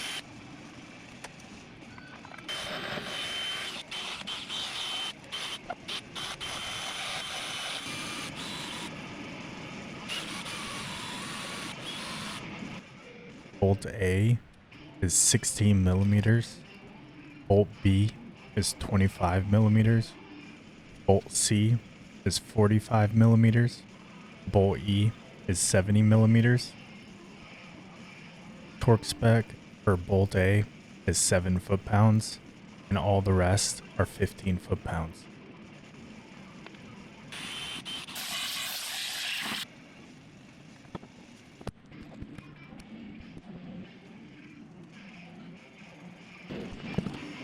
Install the oil pan baffle plate using 8 bolts. 2 bolts need to be tightened first before the rest.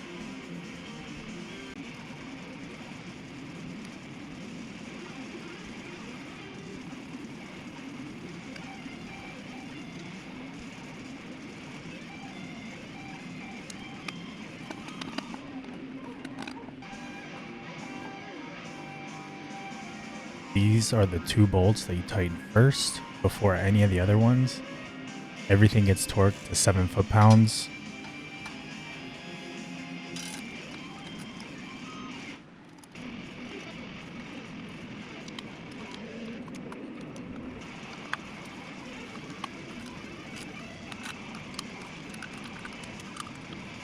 Install 3 new O-rings to the timing chain cover sub-assembly. Remove the 2 studs from your old block and install them on the new block in these 2 locations.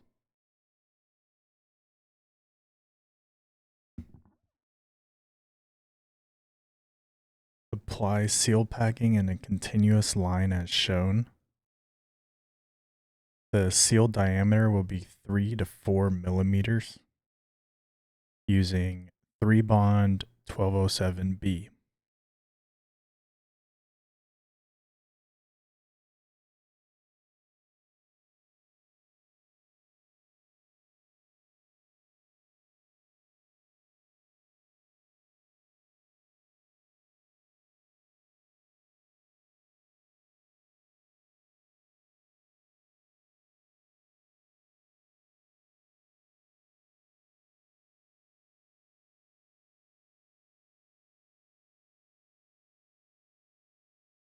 Next, we're going to install the oil pan with the 16 bolts and 2 nuts.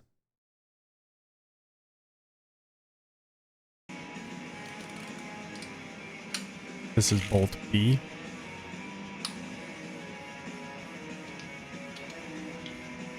C.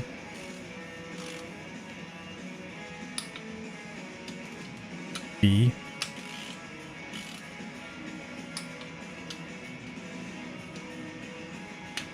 B.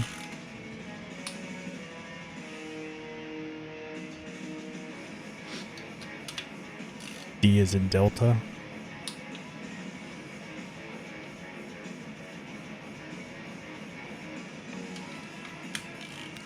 B is in Bravo. Delta.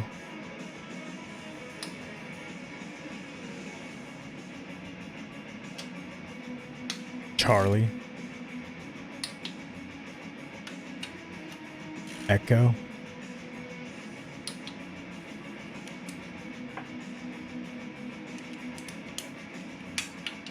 Alpha, 7 foot-pounds.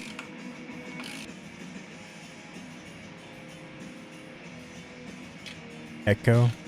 As a reminder, everything other than the 2 alpha bolts closest to us is 15 foot-pounds. Bravo.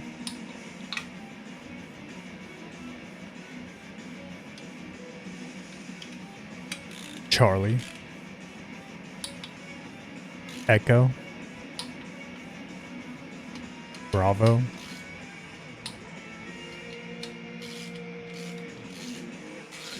Echo.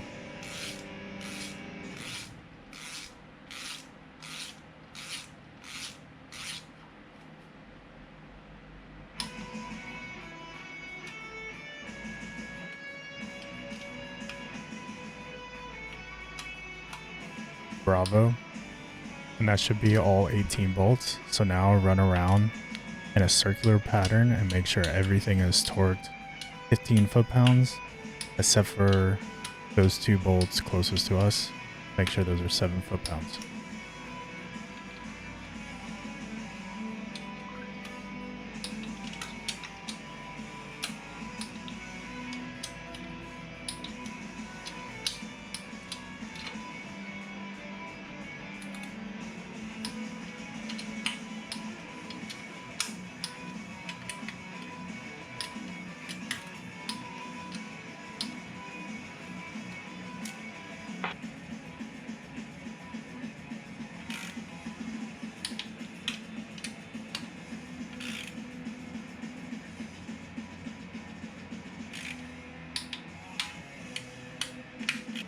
Install the engine oil level sensor. Mine's already down inside there on the left, the little black piece. 7 foot-pounds on those 2 bolts that holds that in there. Apply a light coat of engine oil to a new O-ring for the oil strainer and replace that. And then install the oil strainer sub-assembly with 2 nuts torqued to 7 foot-pounds.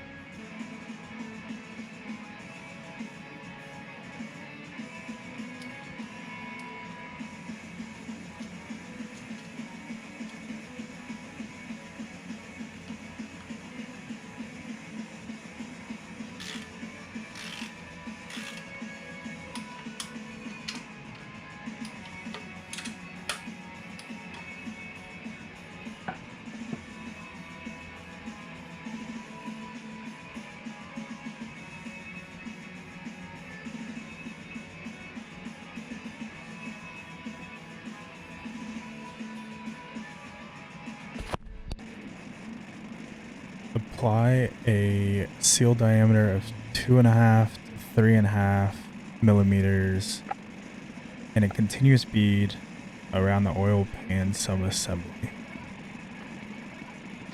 using 3-bond 1207B.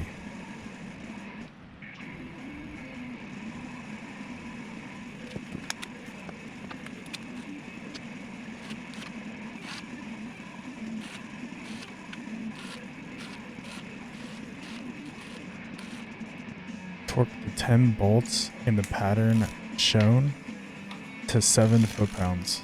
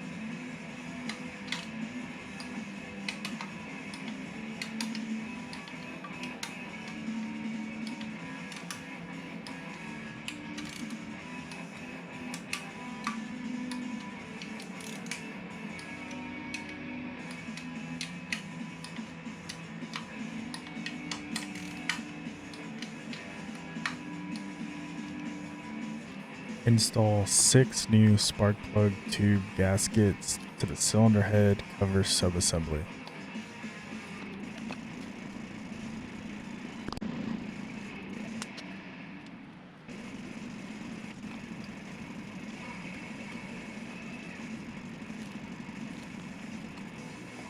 Replace the oil filler gasket and reinstall the 35-inch pounds.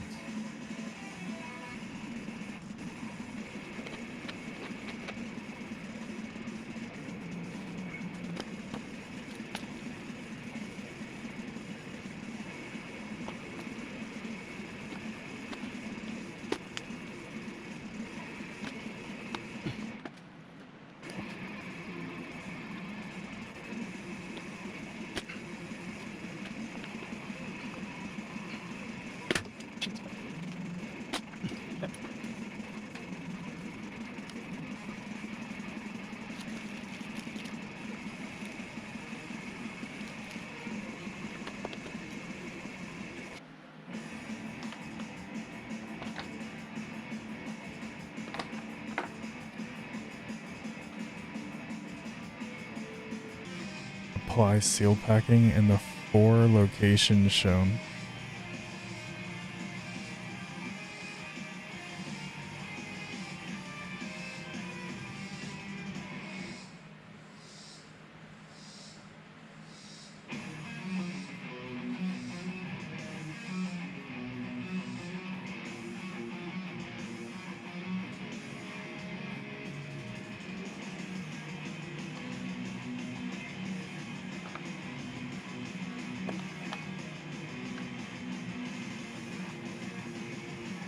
Be sure to have your new gasket installed on your cylinder head cover subassembly.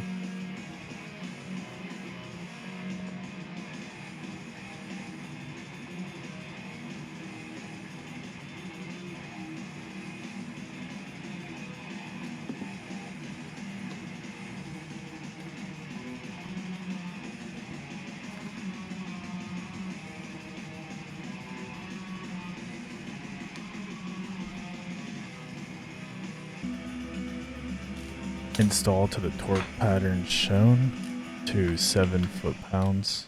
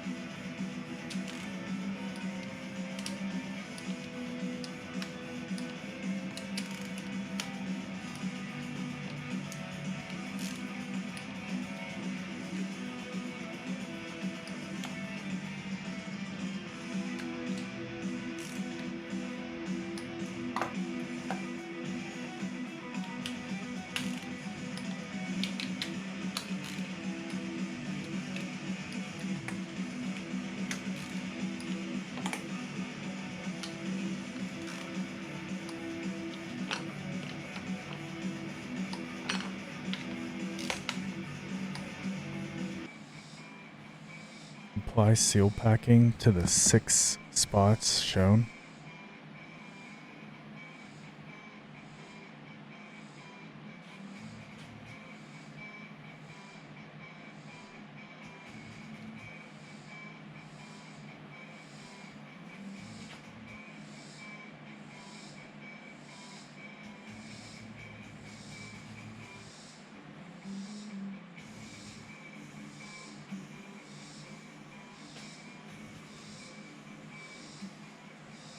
Make sure you installed your new gasket on your cylinder head cover.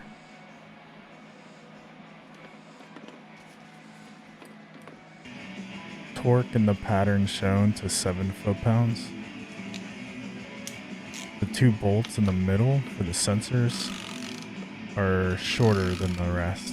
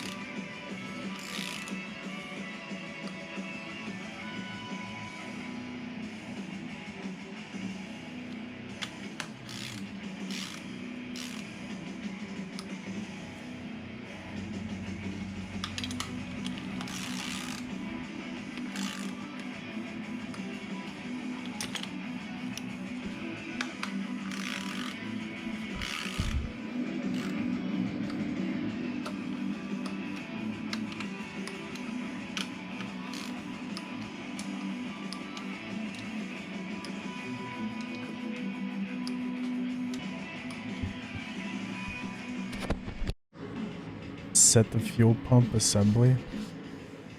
You'll need to turn the crankshaft so that the flat surface of the camshaft is facing upward from the fuel pump assembly hole of the cylinder head cover subassembly.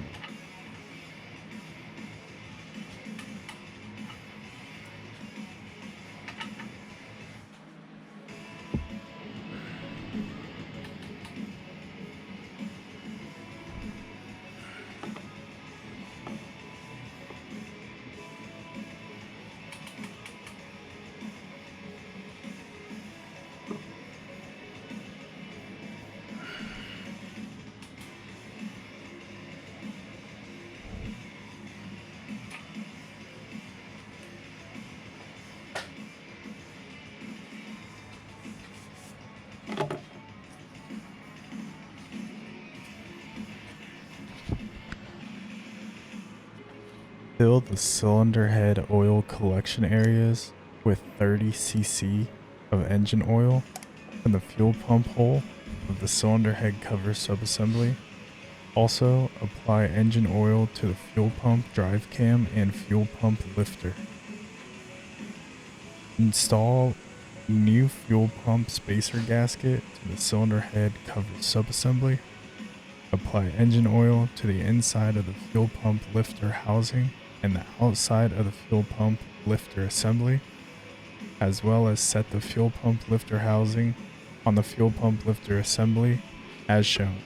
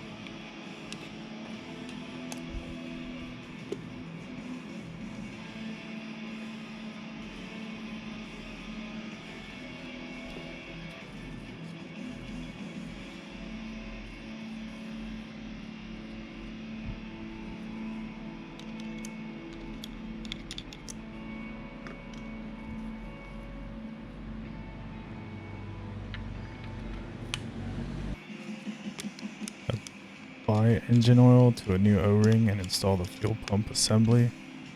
Set the cylinder head cover subassembly on the fuel pump lifter guide and fuel pump assembly as shown.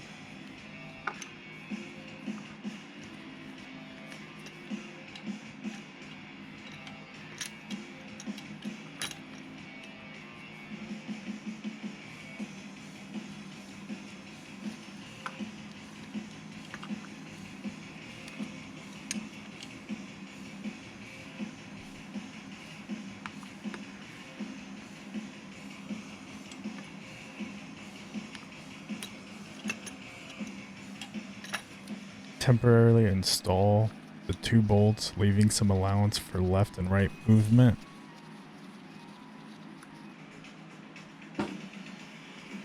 Temporarily install the union nuts on the fuel delivery pipe until they are completely tightened.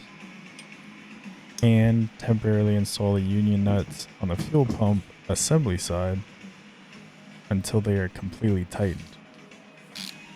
Uniformly tighten the 2 bolts in several steps to secure the fuel pump assembly to the cylinder head cover subassembly. Torque to 19 foot-pounds.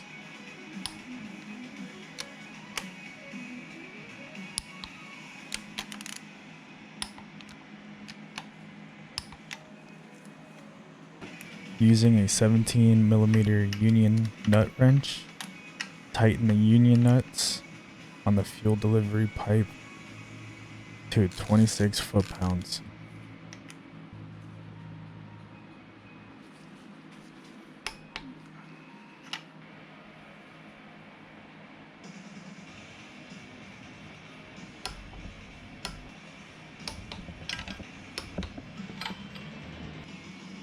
Install the fuel tube subassembly with the bolt to 7 foot-pounds.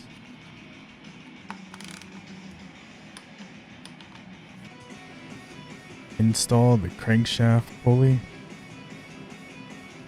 It'll get torqued to 192 foot-pounds. If you can figure out a way to do it, go ahead now. However, I do it later towards the end when I take it off the engine stand so that I can hold the flywheel still and torque it.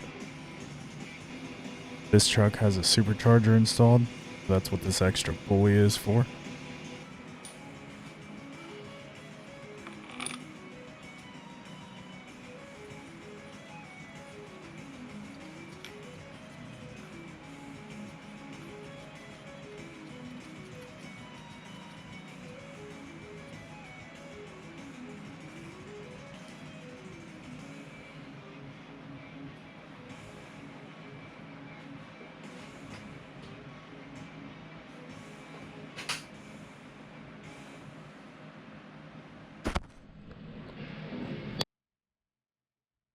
I had to backtrack a little bit later on the video, but at this point, go ahead and install the idler pulley in the bottom right hand corner, right behind the oil, where the oil filter will go.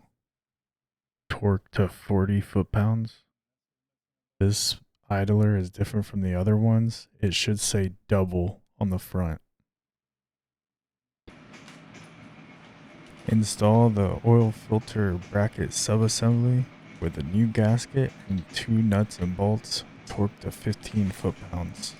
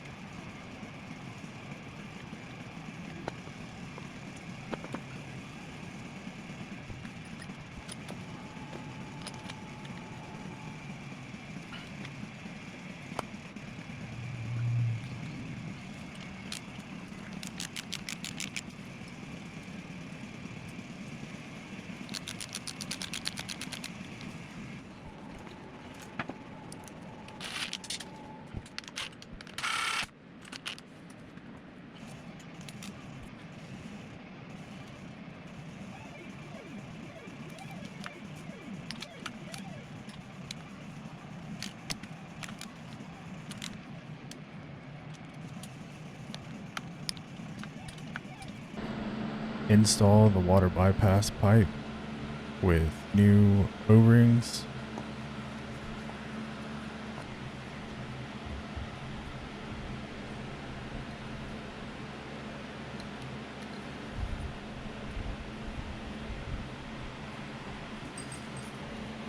Apply water to the O-ring prior to assembly.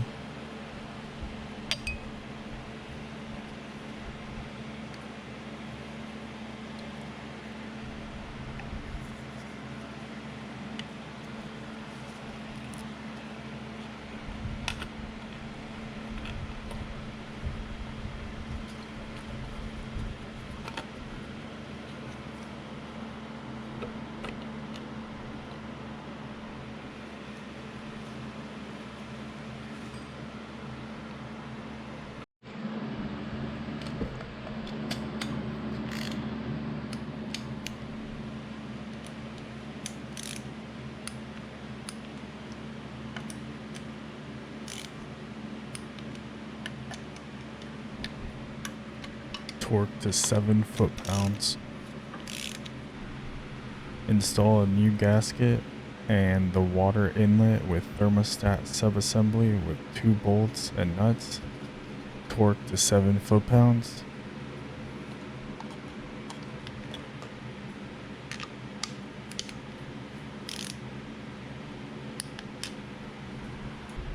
Install a new O-ring to the water outlet pipe subassembly.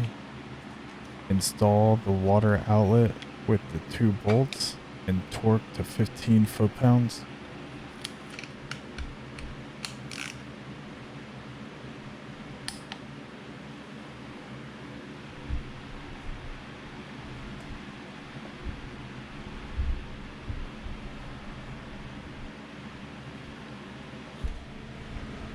Install the serpentine belt tensioner pulley. Torque the 2 bolts to 32 foot-pounds.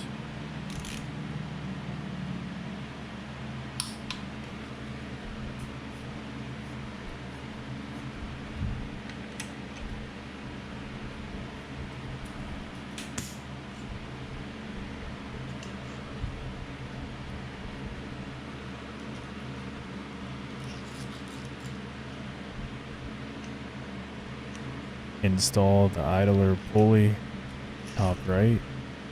Mine has all thread because it is supercharger.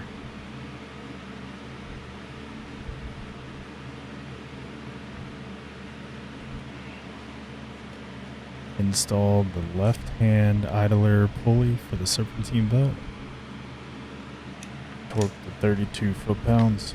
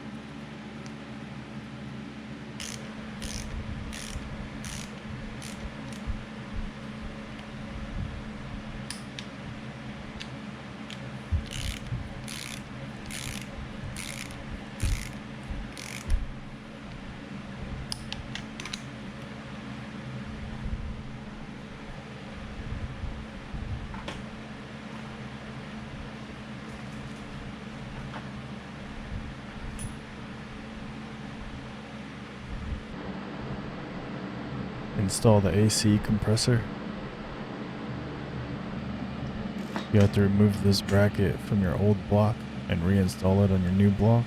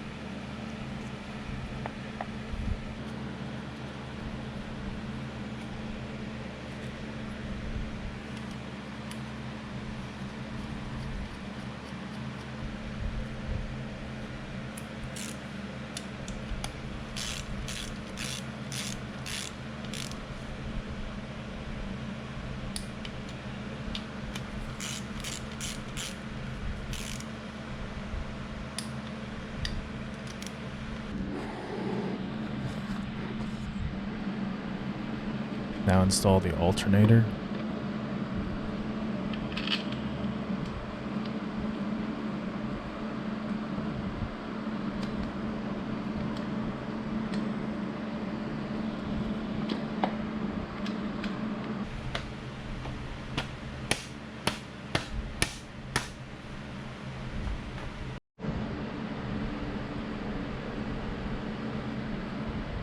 Install the power steering pump.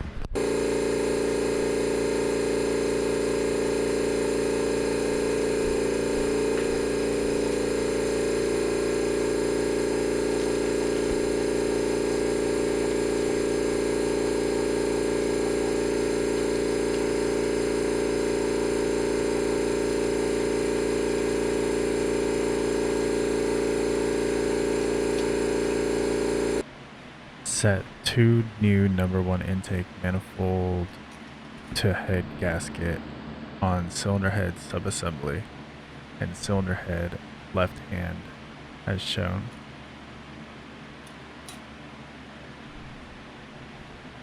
Set intake manifold on cylinder head subassembly and cylinder head left hand.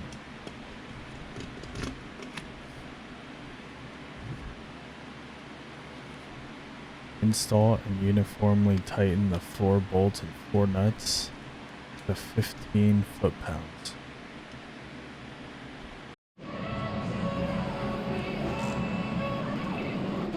Don't forget that once you put on your flywheel, you need to hold your flywheel still and torque your crank bolt to 192 foot-pounds.